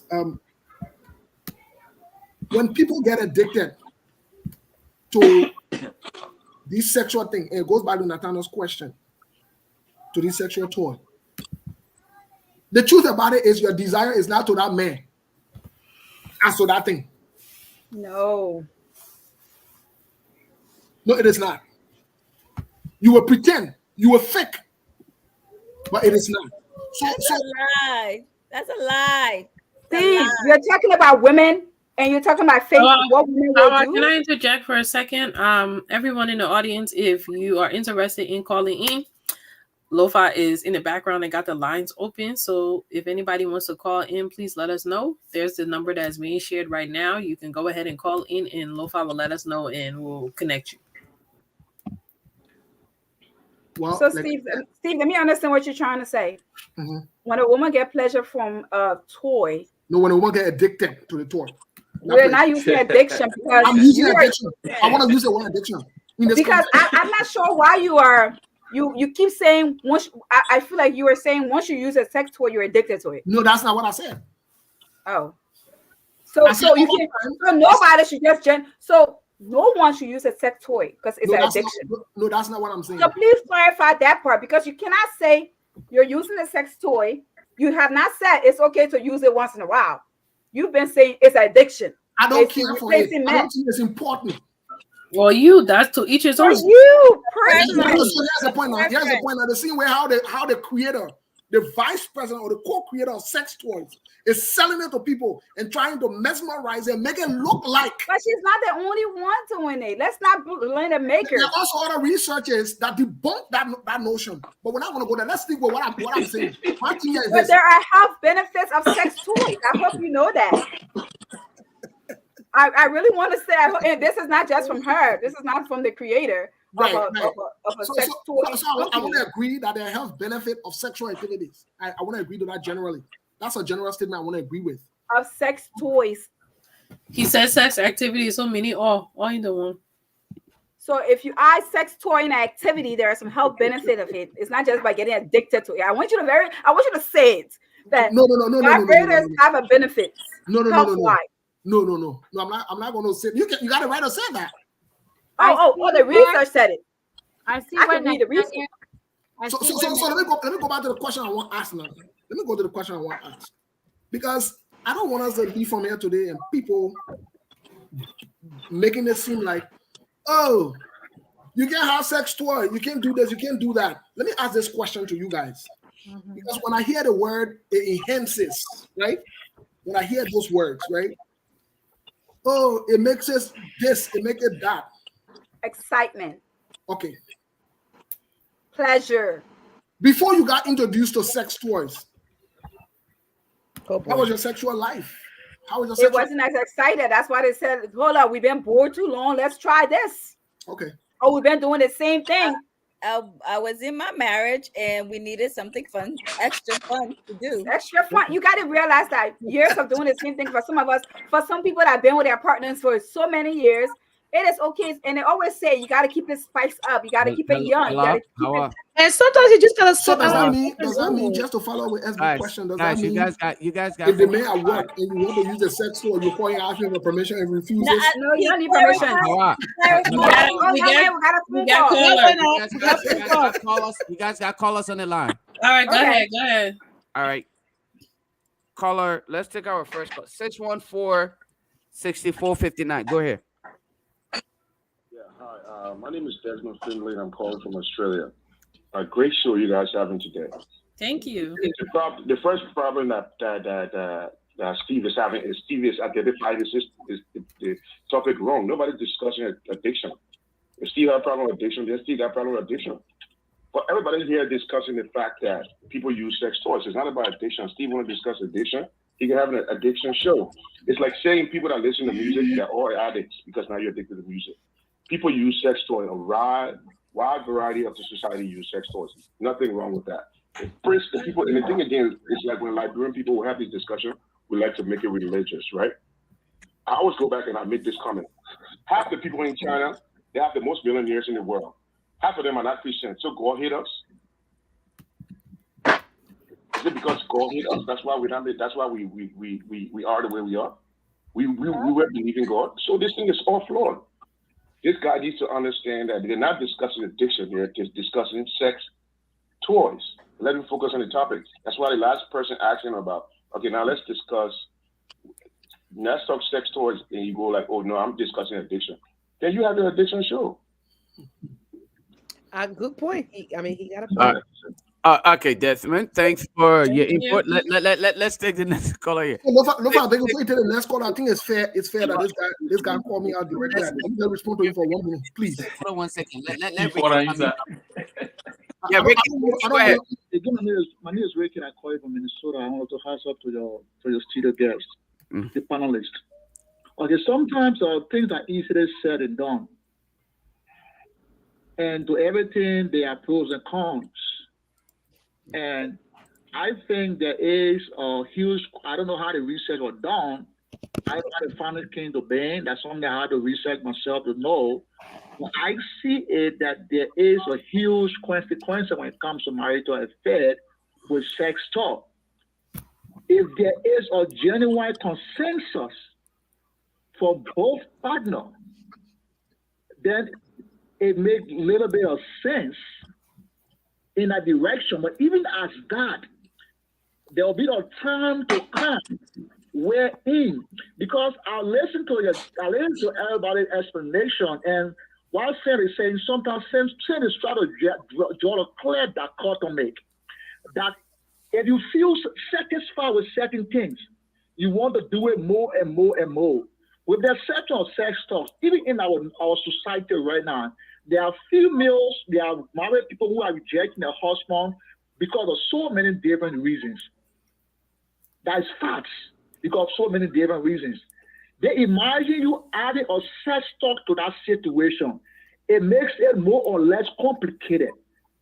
I'm not saying everybody. I'm saying some people, even to where we reside, they go in America that men are having issues, that women are denying their husband having sex on the basis that they are tired of work and all that stuff like that. So bringing sex talk into that marriage, it makes it more complicated. Again, I disagree 100%. A little bit of sense. So I think my thing here is that with the exception of the sex talk, are there ways that a man can help his wife to go through the same process that a that woman? Are there ways? No. There are ways for a man to give that woman a satisfaction that he feels she can get from the sex store. Then I would say in a clear nutshell, let us prioritize that way instead of using the sex store. Because I feel that in the long run, there will be a serious issue within that marriage that will cause that marriage to some extent to have a breakdown. Yep. So my proposal would be if there are ways for that woman to get that same satisfaction as our sex are going to give her, then I would tell that woman that let her prioritize that way. So that's my take on the show. The show is a very fun show. I respect the perspective of everybody on the show, and it's going smooth. I'm going to follow the show. Thank you guys for the time, and I appreciate everything. Thank you. I appreciate you. Can I ask a question before anybody responds? Can I ask a question? Wait. Yeah, Steve, I want to ask a question. Is there a way to stop masturbating as men? Jerking off. If y'all can answer that, y'all keep talking. So completely stop it. Yes, I can answer that in relation to the question that I asked. I'm just connecting it with his question as well. So yes, go ahead. Go ahead. Okay, Steve, you want to respond to the first caller? Then I would like to respond to the second caller. Sure. So to Howard's question, yes, there are ways to stop masturbation. The same way how there are ways to stop, reduce, prevent, possibly prevent pornography and so forth. There are ways to do it, such as you seek therapy. There are a lot of different things that can be done. There are a lot of different options out there. I just want to put it out there. But let me go straight to my brother's question. Desmond called from Australia. The first thing I want to appreciate, because I believe it is early morning in Australia, to even have to tune in, it means that we're doing something good, right? There are other people who are following, so I want to appreciate Desmond for calling. But let me say this to Desmond. Let me say that his analysis of making this about addiction maybe he needs to listen to me a little careful instead of just jumping into conclusion. I made it out of addiction. I didn't start off by making it out of addiction. I said the possibility for people becoming addicted, especially with the numbers that you read, is very high. And I said that number tells me that there is some addictions going on. And yes, people can get addicted. Yes, people can get addicted to sex toy. And when they get addicted to sex toy, then you run into some of the complications, some of the problems, and some of the drama in homes and in marriages or relationships. Because now the complaint will start becoming, the man can satisfy you, you're addicted to that thing. Now you expecting the man now to maybe want to satisfy you, he can please you, he can do this. Then all the different criteria start being laid around that particular sex toy. Then the sex toy becomes, the sex toy now becomes the person now that runs directly or indirectly. Look, let me tell you something. There are huge complications today, and I hope we can discuss the complications along with the benefit in subsequent, shows, so that we can clarify some of these things. That's all I wanted to say. Okay. So the second caller, I just want to respond quickly to the second caller. And again, like C said, thanks for you guys, coming on and watching us and providing your feedback. I'm not going to dismiss the individual, but I can disagree. And the reason why I disagree is we talk about, if he said, I'm just going to kind of summarize what he said, that, if one of the partners in a marriage is using a sex toy, it can lead to issues in the marriage. Maybe the data is out there and I'm not aware. So I'm always a student and I'm always willing to learn. I would like anyone to show me a data that show what percentages of marriages have been led to a divorce because of issues with sex toys and stuff like that. I would like to know that, because until I can see until I can see that data, I'm not saying marriages that ended because of sexual incapacity. I'm talking about marriages that have serious issues because of the presence of sex toys. So I don't agree that having a sex toy in a marriage is going to lead to issues down the line. I think there are other lingering issues that exist in marriage that usually gets to that point. And I don't believe sex toy is one of them. I just don't see how that is, because for me, that is something that can be discussed. And like I said earlier in the show, right, it's upon both of the couple to have an open discussion.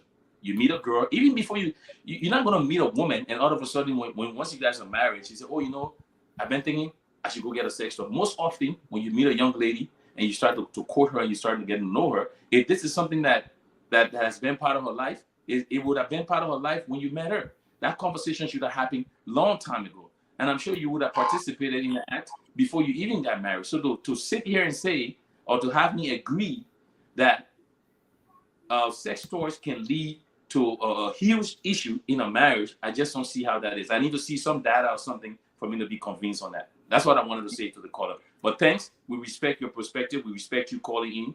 And thanks for joining us on the show. And to me, I want to just answer my Aunt Miata real quick. Yes, I think we started off by saying that anything you do a lot of, you do too much of, you become addicted to it. And I think when Steve is only looking at the use of sex toy as an addiction, I'd say he is, even though he said he's not, but he's using it in a negative way to say if you use it, you get addicted to it because now you're replacing the men. I'm not quoting, that's what you said, but I'm not misquoting you, but I'm saying to you that I don't think that is an addiction in itself, because at the end of the day, anything we do, if we do too much of it, you get addicted to it. If you eat too much, you get addicted to certain foods. So with that being said, there are some health benefits of incorporating vibrators in your relationship. Can I ask a quick question? Yes. What's the price of the men's sex toys? The prices? That we Amazon. No, I'm not sure how much it costs. I'm not sure. Somebody asked a question, and I'm just trying to ask. I'm just being brave to ask a question. Somebody wants But what I will say too is that the percentage that we're talking about with the 53% of women and 45% of men, the numbers is out there, and y'all be surprised how many men use as vibrators. Heterosexual men, just for the pleasure. I see on Amazon it go from $0 to $10. What do you mean? How many men use this vibrator? They use it too. I'm saying it's high. 45% is not far from 53. Use it. But they Use it put how? it's a ring. It's a vibrating ring that goes around the And let penis. me tell you why men use it. Can I just tell you why men will use It it? brings sensation to you, but it's also bringing sensation to the woman at the same time. Yes. That have been it. That have been it. Can I just tell you why men use it since we're on men? So the Sure. reason why a man with constriction rings can help a man maintain his erections for a long time. So that's a form of vibrator that they're using. It makes a firm and also it delay ejaculations. So men uses that constriction ring a lot. So that's a form of vibrator. So But some how Good for them. Good for the guys How that about, use it. let me ask a quick question though. Is the sleeve also considered a vibrator? The sleeves, you know what I'm talking about? You know No. you gotta know that. You're talking about vibrator. You gotta know what a sleeve is. I do not. Molofa, why don't you tell us what sleeve is? No, I don't know. I don't know what that is either. You don't know that? Okay, no, mind that. I'll tell the person y'all don't know. Is it like is it like tight on the penis? Well, I mean, you wear it on to actually Oh, create I that. see it. It actually looks like they shape it like a penis, and you can Okay, I see it they now. can make it they can Wear make it it on. rigid and everything, and you put it on and use it. It's a Yeah. penis You extender. wear it. You wear it. But Yeah. it's the same as the That- constriction yeah. ring. Oh, but they have it for fingers too. Yes. Have it for Yeah. that. You do. I've Yeah. seen it for fingers, but I didn't know they had it for penis. I didn't know they had Yeah, it. But For I'm just trying to say that the whole idea is for the men is for you to last longer. Yeah, All right. Somebody said which one be the sleeve. If I didn't think Zach Zuckerberg So would I'm just block saying that us, I would share the to picture. the anti vibrators users or anti sexual toys enhancement that it can be used to men use it for that reason just to help them. And let's just be serious too. It can be for medical reasons as well. Just like I'll go back to women, why some women will incorporate sex toys specifically, they use this thing called a slim vibrator. It's pretty much a lot of women that are going through menopause symptoms, they will use a slim vibrator and internally they insert it in there and it helps lubricate, it increase blood flow in that area, and it just create a better pleasure for them. So women will use what's called like a slim vibrator in their vaginal area, especially women that are going through menopause because they have an issue of dryness. Right. Okay, have blood flow better. And then men that have erector dysfunctions issue or premature ejaculations issue, they also will use their contraction ring to help them maintain a longer erections and pretty much delay ejaculations. So there are some health benefits. I'm just saying. That's Okay. it. What's next? Well, how about the health benefit that you listed? Those are reasonable, accommodating, especially for older women or for some men who have erectile dysfunction. Dysfunction. Those are reasonable. People can use those things to accommodate, right? Most definitely. The same way how we accommodate in other areas of our lives, such as people who are handicapped, people who were born naturally. So sex toy not paying into accommodation. You know what? That's Oh, he agree with the fact that it can be used as accommodator. Okay. Other deficiencies. But I'm saying an energetic young man, an energetic young woman deciding that they want. That's Steve. Why? Reading before I came on today, I was reading psychology today. Oh boy. Trying to find out. And maybe we should some days bring some of these different things. I'm not saying for the sex toy owners. Let's bring independent research and so forth, right? Let's bring independent people in this conversation, right? I was reading psychology today, and interestingly, one of the major focus that we haven't even focused on, which the question was asked earlier, but we're asked in a way that says, and with sex toy replacement, automatically most women will say no because there are other incentives that men bring to the table, right? But the issue of sex toy is a sign that there is some kind of deficiency or insecurity going on. Oh. Yeah, No, we yeah. disagree. I, We are disagreeing with you. Wait, so wait. When you say insecurity, who on who part? Let me read the Byron's piece. here. Let me read just a piece from this. I want to read just a piece from this. Let me read just a piece from this, right? Because it's important for us to understand this. Quote, and again, you can go on Psychology Today, and it is there. So let me read this. Quote, a large nationally representative study led by researcher Marco Rees, PhD, examining the prevalence of vibrator used among heterosexual men in the U.S. integrately. Heterosexual men who had sex tours with their partners reported lower level of sexual satisfaction than men who had never used sex tour with their partners. The research couldn't say such. The research couldn't say for sure why satisfaction was low in the cohort, but given that most heterosexuals who had sexual vibrator with their partner reported doing so to increase their partner's pleasure as opposed to their own. It is possible that these men, sexual satisfaction was unchanged by the introduction of vibrator and may have already been lower in some way. So what do you guys say about that? I thought what Prince Johnson was reading. Stevie can read it. What do you guys say about that? This is independent though. And not the sex toy VP or the other person VP. They're not commercial things. sorry, Steve. These Steve, independent can you repeat researchers. that for me? I'm sorry. Yeah. I'm sorry. Can you I repeat, got lost in the can you end. repeat that So for what me? is what's the general question? Because you read plenty. The general question is, Mhm. the general question or the general statement here is, the man who using the sex toy Mhm. for the woman, Mhm. does that say something about him? Yes. Does that say Something that he like has a something like what? deficiency? Wait now, does that say that he has a deficiency? Does No. that in No. any way satisfy No. him too? Yes. Yes. It turns a man Yes. on to see a woman come.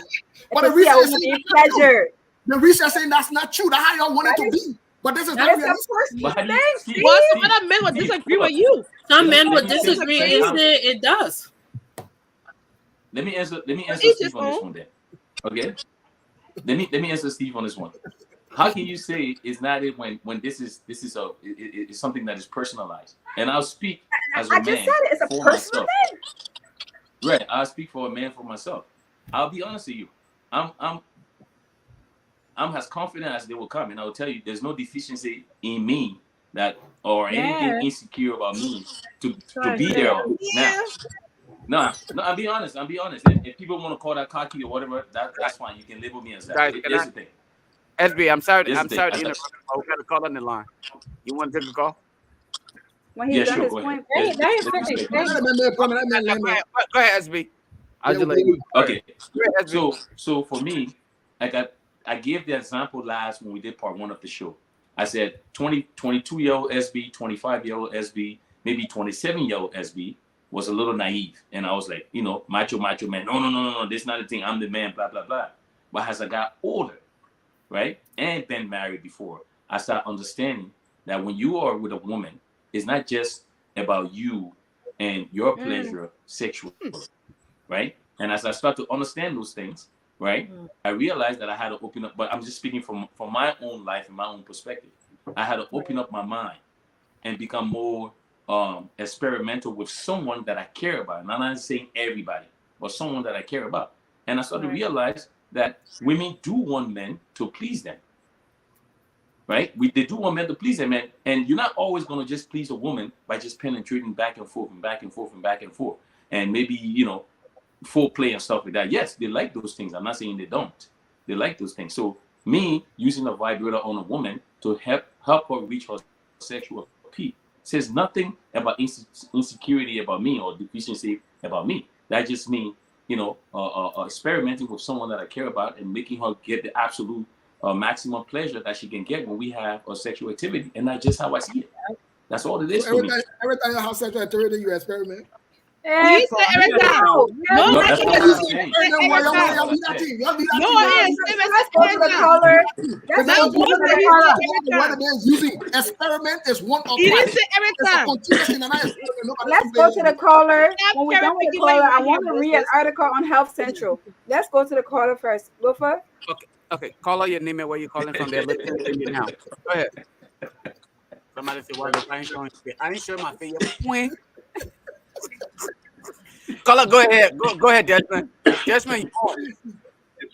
You made me. I would think camera on, Jenna. Go ahead, Desmond. You on. Okay. Sorry. So it's 1:50 in the day here in Australia, and it's Desmond's back. That's what come by for you. Yeah. So that's that. The first thing here is you can go on any website, get any study you want. All these studies have their biases. They all have their biases. So that's one. Again, men, Prince and Steve kept asking, what do you need a man for if you get a vibrator? Men are not cum buckets. Men job is not, your only jobs of men is not to make a woman come. Right? Tell him. There are other things that will enhance that pleasure.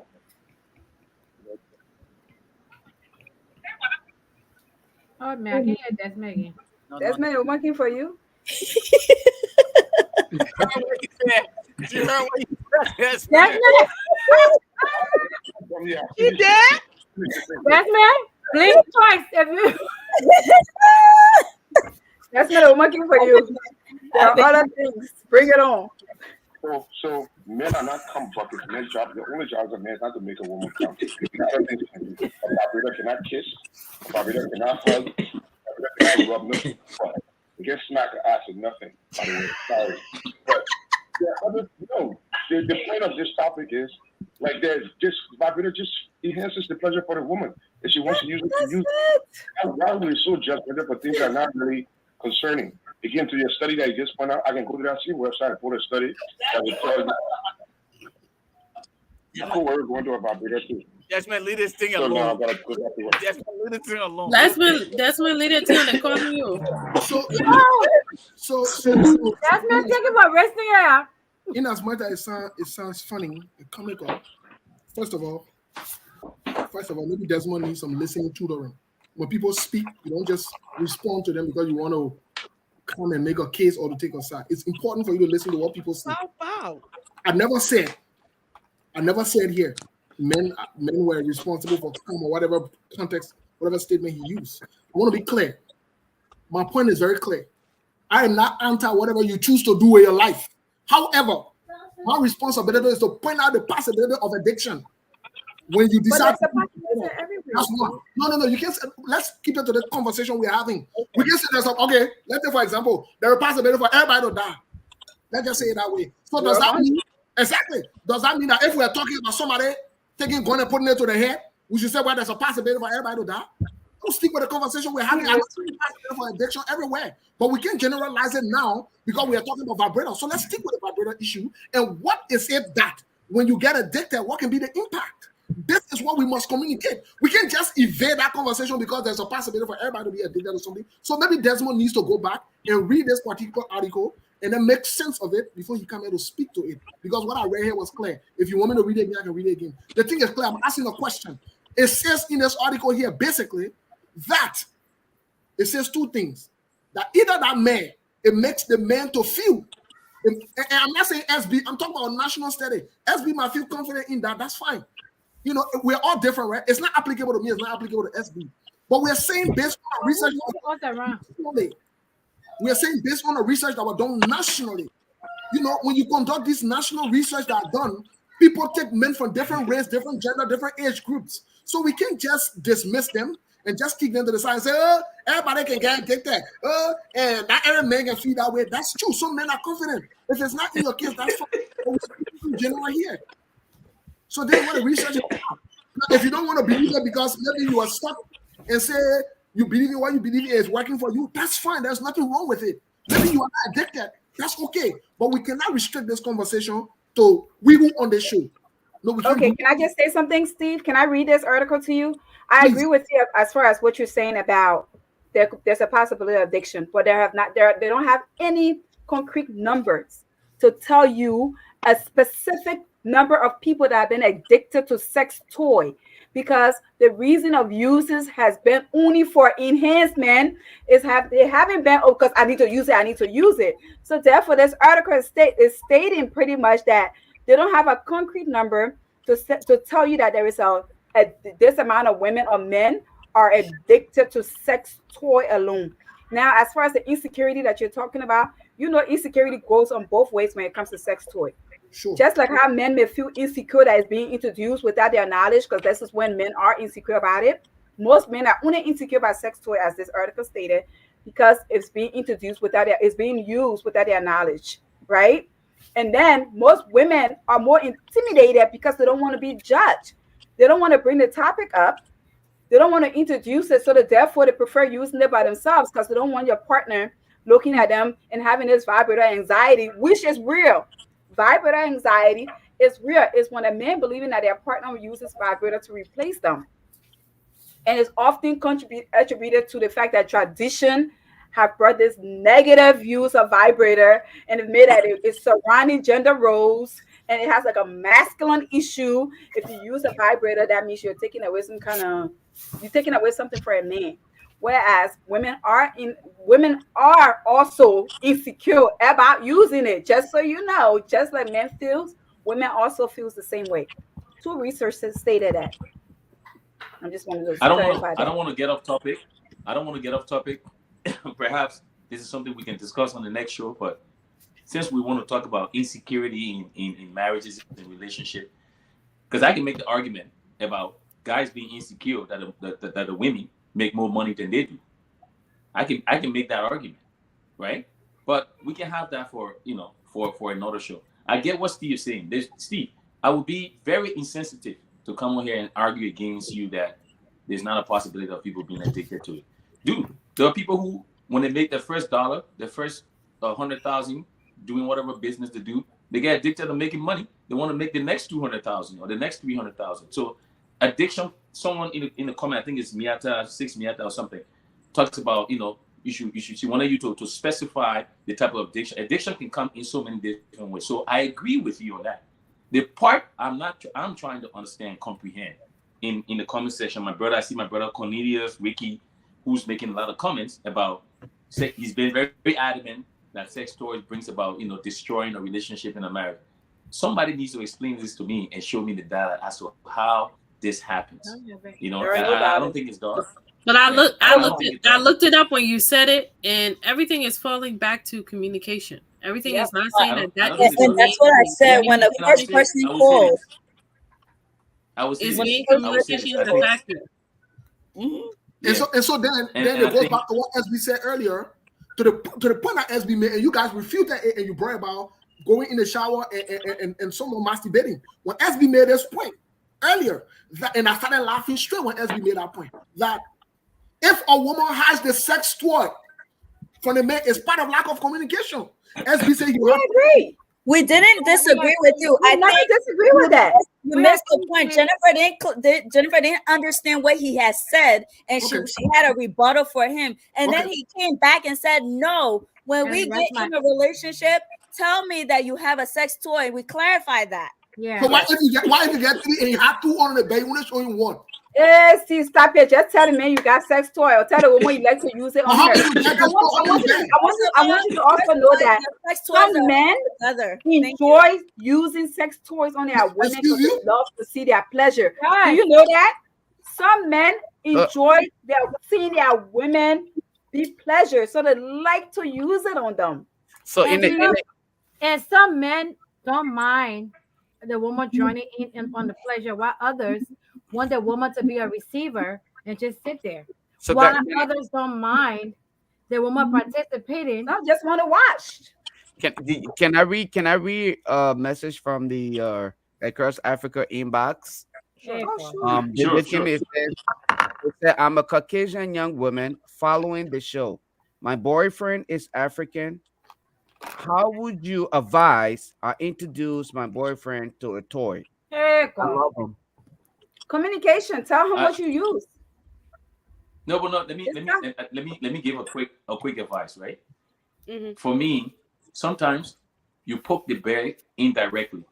So because I don't know the young man. Oh, I'm reading I don't know my the young man. I don't know.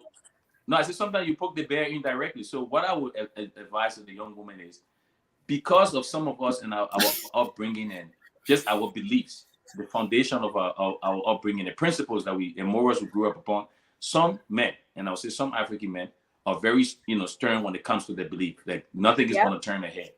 So to not cause a rift, cause a rift in her relationship, I would say she brings the issue up indirectly to not make it seem that she's talking about them, just to see how he would react to it, what his reaction would be, and what some of the things that he may say. And then from there, she'll probably get a better sense on how they're approaching about it. That's what I would advise. Byron, you're wrong. Don't just bring it up during sex. In other words, tell your boyfriend to come and watch Across Africa Friday nights. That's right. That's right. But no, can we just stress on communication? Because even with the addiction, if it's something that you and your partner are doing, and you see that, we had a situation before, the person said, "Pass me the toy," and it's funny because we use it now and we laugh about it. But if it's something that becomes an issue that you become uncomfortable with, because anything, it can be, and research talk about different sexual position. After a while doing it in this position, people get uncomfortable. Like, I can't keep putting my leg, or my leg's shaking. Put it down. Like, I'm just saying, like, the different things that people do doing the interaction or doing sexual intercourse can cause some discomfort. So if you start to feel uncomfortable about the use of a sex toy, just speak up about it. Don't make it an issue. Don't start fighting about it, because that's what it said. It says sometimes every sex position, people get tired of it. People get tired with using the toys over and over again. Why do we keep using the same toy at the same time of the day? Spice it up differently. So we're just saying, in order to not get addicted to it, as Steve is fixated on, try to leave it alone small, incorporate it every now and then. It shouldn't be an everyday thing, because like Steve did say, there are some dangerous use of sex toys too, just so you know. It messes with the muscles in the vagina. No doubt. No doubt. Absolutely. No, and I get no danger, the pleasure that. No, hold up. Even jerking off can be dangerous to you. So, Excessive masturbation without a vibrator. A woman playing with her clitoris for the last 10 years is going to mess with it. So it has some health. Man who think he's a DJ. He's not a DJ. It will mess with it. So no, mama. Yes, some of y'all don't know what y'all doing. You can be advocating for sex toy, then you honor money sex toy. You're keeping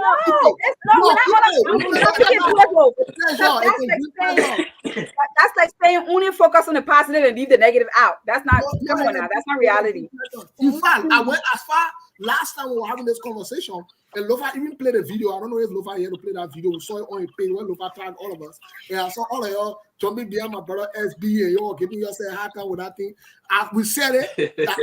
When you question SB, because SB kept using the word, so long a woman is pleased, so long a woman is pleased, so long a woman is pleased. And I said to him, if another man, if your woman say for her to be pleased, another man has to sleep with her, will you agree to that? That's different. That's a whole different. That's a whole different thing. That's not the same thing. Boils down to communication. That's different. Yeah, but that's not the same. One person said a scream, one person said a communication. Who want to take now? I gotta take one. No, but we know you're extreme. We are agree on that. Those are two different scenarios. Those are two No, different scenarios. I asked you that day. You were on the show, yeah. You were bouncing on all that time. You were much better. You felt much better in your body. Thank God you're feeling better now. You were well rested now because Karina was smiling. So you said, "Oh, please the woman, Karina smiling." Now you still agree to that? No, I agree to what you said. Can I talk about more of the negative of that? Agree to it. Can I talk about the mechanical damage that it causes? He did not agree to it. It damages the vagina wall. It gets stuck in there. And then 80% of women, you all know that 80% of women do not clean their vibrator properly. Of course, some people are dirty. Look, for me, at the end of the day, I know some people are going to agree with this. Some guys may agree with it, and some guys won't agree with it. You're not going to have everybody that will agree with the partner, having sex toy. I understand that. But, I believe that we all have our understanding as to how we want to, be in a relationship as it pertains to, our sexuality and our partner's sexuality and stuff like that. I get that. But to just completely dismiss it without, at least, looking at the perspective of others, I find that very difficult to do. And again, like I said, until someone can show me legal documents, data that proves that, well, no, I think people can be addicted. That I agree with Steve on 100%. But that proves that if you're in a relationship, specifically marriage, yes, until I see that conversation for me is not even worthy of having. A lot of things damages marriage, bro. Not sex toys. Sex sometimes ain't got nothing to do with it. Listen, folks. Let me be honest with you. Oh, if boy. somebody got a sex toy and they feel that they're comfortable with it, that's fine, to each his own. Everybody will not be the same. But that does not negate the fact that will point out the possibility that there could be addiction. Not only that, it also does not negate the fact. That there's a possibility also that men could be replaced by that sex toy. They cannot be replaced. They cannot. I don't agree. I don't agree with that. But if that's what you believe, I don't know. I don't know if you talk to a lot of men who feel this way. We want to spread this message. No, because here's the reason why they can't. My brother, you don't listen to them. Don't get sex toy. I don't care how many times a woman uses sex toy. They always want a physical touch. They want somebody that they can either just take out, somebody that can be a companion to them. They may not be satisfying their sexual needs. I know that, but it cannot be replaced. I know that for a fact. A woman that's been very hurt by men, hurt so badly, could say, "I don't need a man for sex," and be okay with a sex toys for like five years. But just for sex, she can need a man to communicate with, to go out on a date with, to have dinner with. But when it comes to that, because sex is an act that you have to really trust the person that look for sex. Maybe she don't want to do a man. Sometimes they turn to lesbians. True. And then now their only pleasure would be with a toy for the rest of their life. So Steve, my question to you, since you say that men could be replaced, any instances, scenarios where a man was replaced only because of a sex toy? It can't be nothing else in a relationship. It got to be only because of a sex toy. Do you know of any? Have you heard of any? We're not dealing with nobody, man. No, we're stating a fact here. We're not talking for his own personal perspectives. No, maybe no. But maybe. I don't talk personally. I know, Steve. No, maybe no, Steve. The reason why I asked, maybe to your experience, as a counselor and dealing with a lot of people with issues and stuff, that maybe you heard some of these things. I haven't. And that's why I want to give the example. Come on, example. And that's a great question, because when we have this kind of conversation, when people make point, to push them to gather where they're coming from with this, right? I've had many women. Desmond, seriously? I've listened to many women. I've heard many women who complain. They listen to this. So since they got involved with a sex toy, they complain that the man cannot satisfy them. They listen to the word. That's right. The man cannot satisfy them. So as a result, they don't believe that they need that man anymore because they're financially capable to take care of themselves. They got support system that they can talk to if they want. They got options. They got options of people they can talk to on the phone, interact with. Now, I don't want us to restrict the conversation to the Liberian context, right? Because there are some women who accept the claim to be celibate. They got sex toys, right? And they are well-to-do women who are not involved with men sexually.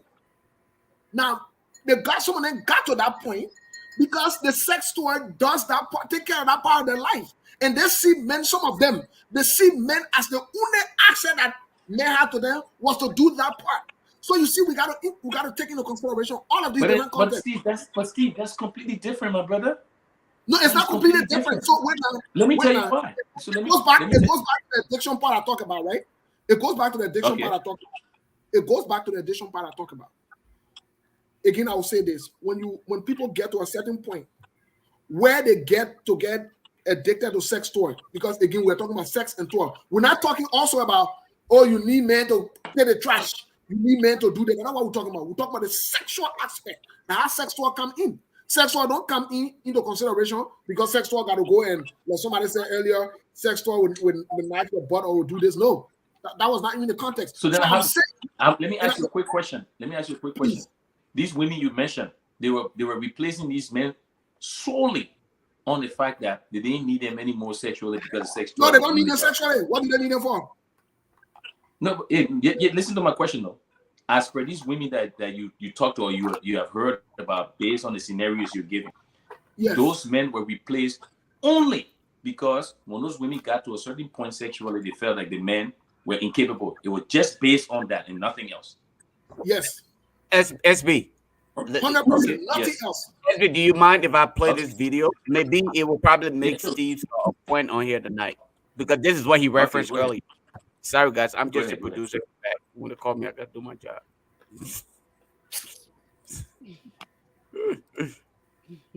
All right.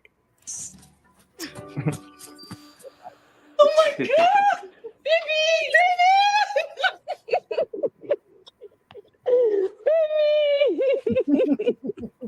Come in! I'm so glad to see you! You look awesome! This is my first time meeting David. Not sure what to expect. Hey. David. Hey, what's up, baby? Carl. What's happening, man? It's been years, almost a decade. You know what I'm saying? And this is Tiger David. How about you, man? What's man? You on the same damn height? Almost. The brotherhood is together. No, just have a seat. Let me take your bag. You know, Kenya was very giddy, and we haven't really seen her in that state in a while. Kind of like tripping over herself.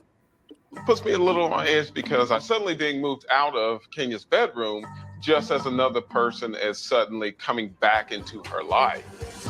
This is Moonstone. Moonstone, say hi to David. Hey, Moonstone. Say, that's daddy number 3.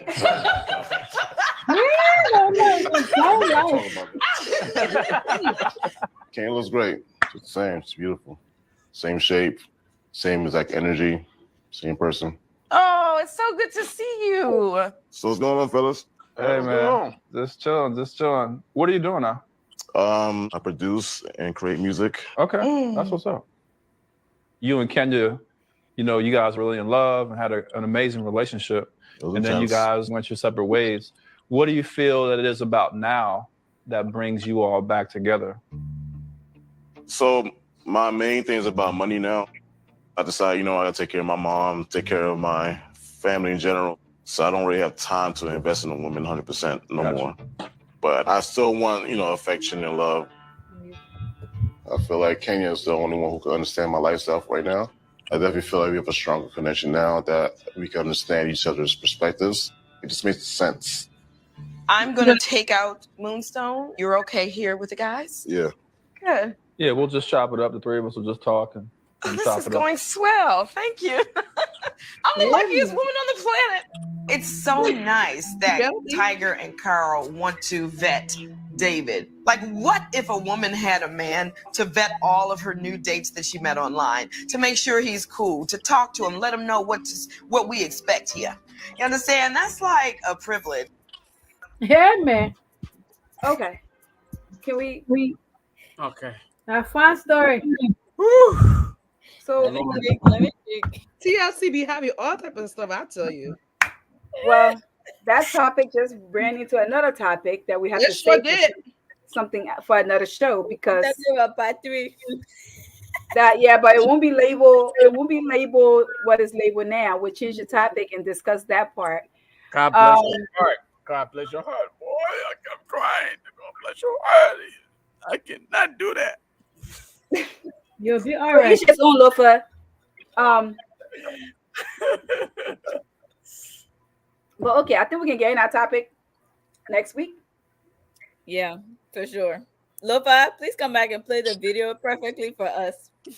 And we will dissect the show a little bit more. I've seen episodes, like clips of the show, but I really haven't sat down and watched an entire episode. But I know the idea behind it is that they're okay with her dating multiple men and they're all friends and kumbayaing. And so we'll discuss that next week.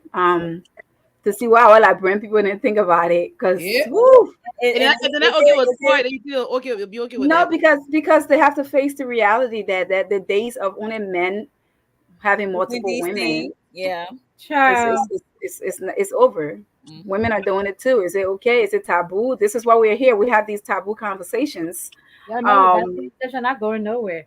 Yeah, we have these taboo conversations, these hard to understand conversations, these conversations that is typically not held on any other podcast. We will have that. So yeah, so next week topic we will go into that. Yeah, please. But let's finish the next so we can go about our way. Yeah, answer So Desmond question. what does Desmond say? Where can audition for guest appearance? Oh, you can come on anytime. Anytime. Yeah. Just let us know. So let me say something. I know how I was saying something important, but let me digress to something quick. I know this show is not a political show. And some people come here because they disagree with my political stance and view for their political goals and praise and worship, and they want to come here to whether attack me or something. I want to say this to you. If you think you will come to use this show to confront me or to attack me because you have a political position that I've stood against, I will not use this show to attack you. I will make sure I respect the rules of this show. But if you say man or woman, look for a political show neutral and bring down your foolishness to me there. I will respect your political leader there. Because you support the cooks and the criminals. You want for people to talk about them. Your government, your godpa, your pa, and your man supporting them. You think everybody should fall in line. So when we disagree with our position on political shows, you're wrong here because you're chickens and you can't chicken out here. But I will leave it for this show. I will address most of you on another political shows. Because That's right. Out. Yeah, thank you. Doesn't mean he's saying that you should. But as you know, Steve is always on here. Our own brother, Steve say he's not our brother, so our brother SB. co-host. Put some Our respect on his name. Our brother, no, I know your brother. What do you mean your brother? Our brother in Christ. Nobody. Yeah, really. Thank you. Yeah, our big brother. You can't have brother to go far. No. Exactly. Nobody. Only brother on here. Me and Steve. We're not SB. brother. SB. Yes. You my brother. Yes. SB, your brother. Who's this? Is it our? We're all brothers and sisters in Christ, guys. Moving on. No, we're not so we just want to say we agree with Steve. We agree with Steve. We do talk politics on the show, but we do not dive deep into it because, quite frankly, there are too many shows on Facebook and other social media platforms that discuss politics. Yeah, and I really hope they they will slow down now. They have their part. Yeah, they have their part. But we will talk about all things Liberia, and we will discuss a little bit of politics on the show. But as we said, we will be respectful to each other because, again, the topics we have on here is educational, is fun, is needed, and you don't have another platform like this, so you're not going to come in here and intimidate any of us. And you also, man. Also, if you have a topic. Hey man, Thomas, put my head down. Okay. If you have other topics you want to discuss, you can reach us. Oh, how are you? How are you? Yeah, Thomas Flirty. Okay, Thomas, I see you. No one they said was doing that. Oh, he asked God. Steve, your mentor in the comment section making comment about how all day you say nothing. But as soon as I say I read a man. I read a man. The man probably wants to hear for how I say they go like brother man. Then we election man. Steve, my family put out. That's our uncle, okay? That's our uncle. Hey, look, Karina, not smiling. I don't know, uncle. I don't know uncle that can tell people, Steve. I don't know uncle that can tell people to let their hair down. But I tell you all. I said Thomas. I said Thank you, Miara. Oh, okay. Joseph Walker is our uncle. That's please bring now who put SB in the hand? Lufa loves gossip. Anyway, have a wonderful night. Thank you guys for tuning in. We love you guys. We thank you to our co-hosts, our brothers, for coming on. You our brother. What you like? Yes. Thank you. We appreciate you all. Karina, I don't know if it's a green dress or green tank top, but it looks nice. It just Look he like can't help you've it. been working out. Your Yeah. background. Look like you've been working out.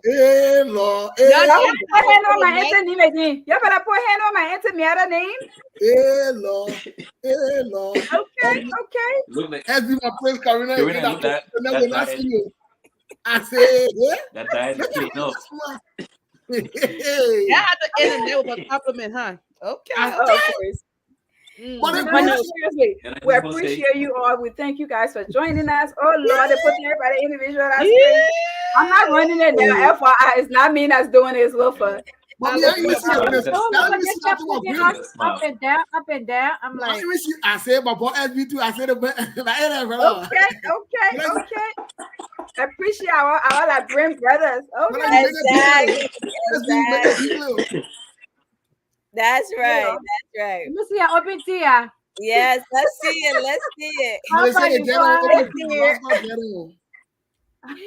Who next? Oh, must see the front brother again. Must see our front brother again. Oh Lord. I beg you. Hey, brother. I beg you, brother. Let me show Steve again, man. So I'm telling you, man. Put Steve on that, man. Roxanne. No, Steve, what kind of moisturizer on your face to shine you? It's nice and shining. Steve got freckles. You pay attention to Debo, you pay attention to SB. Look how you foolish. Look how I want to see Moses. Wait, I get question for two of y'all. What do you get open tea for? Jennifer and Howard, what is going on? You sure do. That's it was there.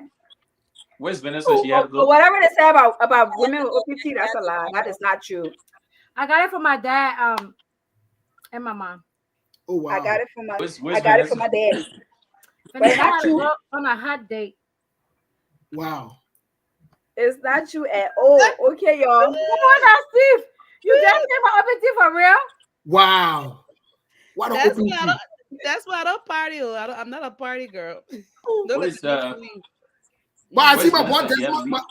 I see my boy Desmond already started appreciating Racine. So let's fuck me for here. That's what he said. That's what he said. He said, who come in? Nobody.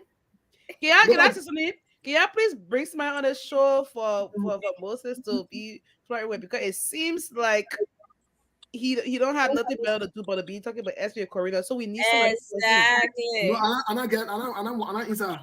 That's I'm confused. Somebody asked a question the other day.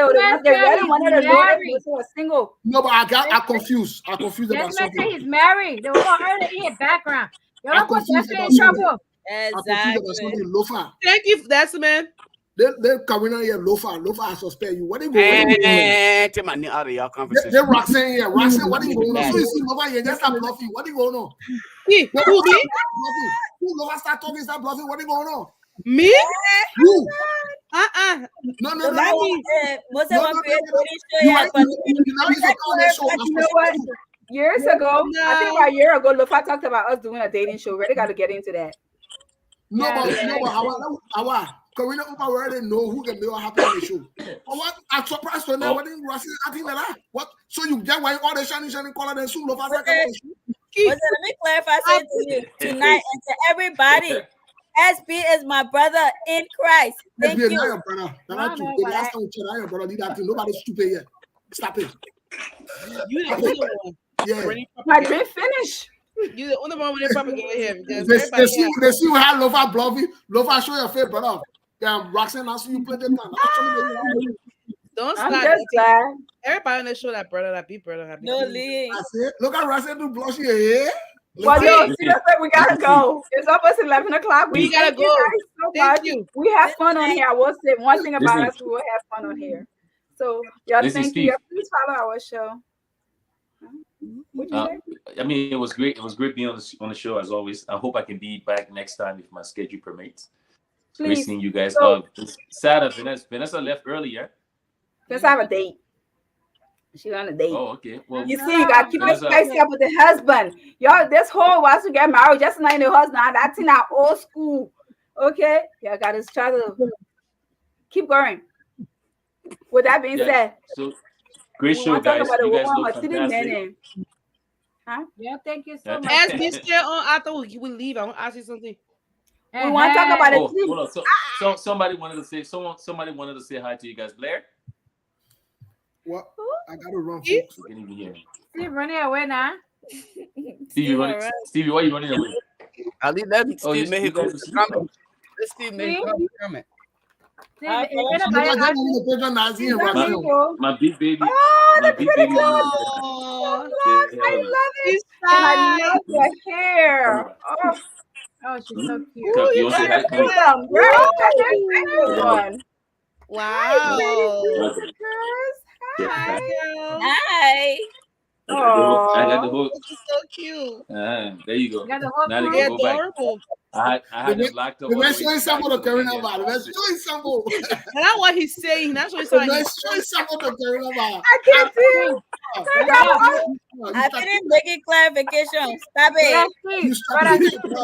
Next week. Wait, our brother Steve, we thank you. You coming back? We're talking about that woman and her three husbands, three men. But respect my boy SB, but respect. You strategic.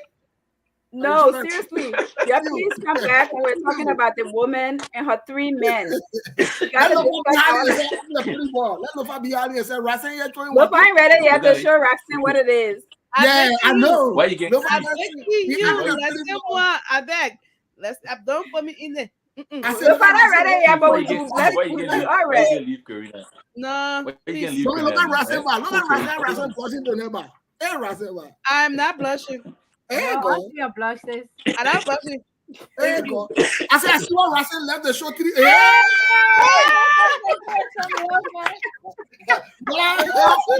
Yo, they used to get us to that other show. Yo, no, it's fun in real life. Look, come on. Not me playing it and moving you up there. I swear to God, look at Rasen too.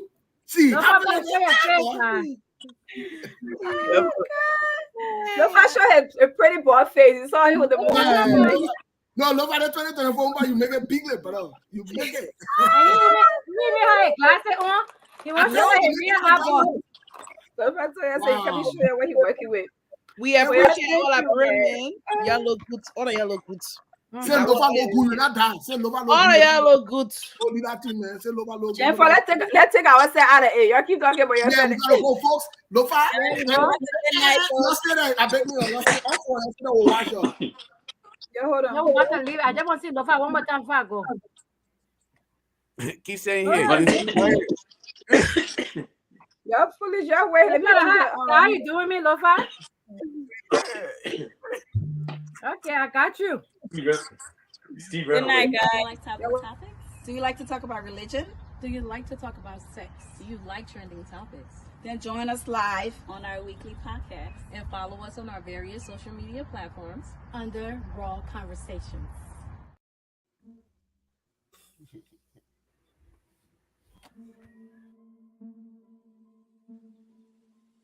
Hey y'all, this is Hawa. Raw allows me to admit that I don't know and gives me an opportunity to learn. Hey y'all, this is Vanessa, and Raw allows me to be authentically myself while bringing you some cheese and some tea and a little bit of fun. Hey guys, it's Casey, aka Karina. Raw is authentic conversation, and it allows me to be right and wrong at the same time. Hi, I'm Jennifer. Raw Conversations allows me to be aware, to be transparent, and of course, to grow.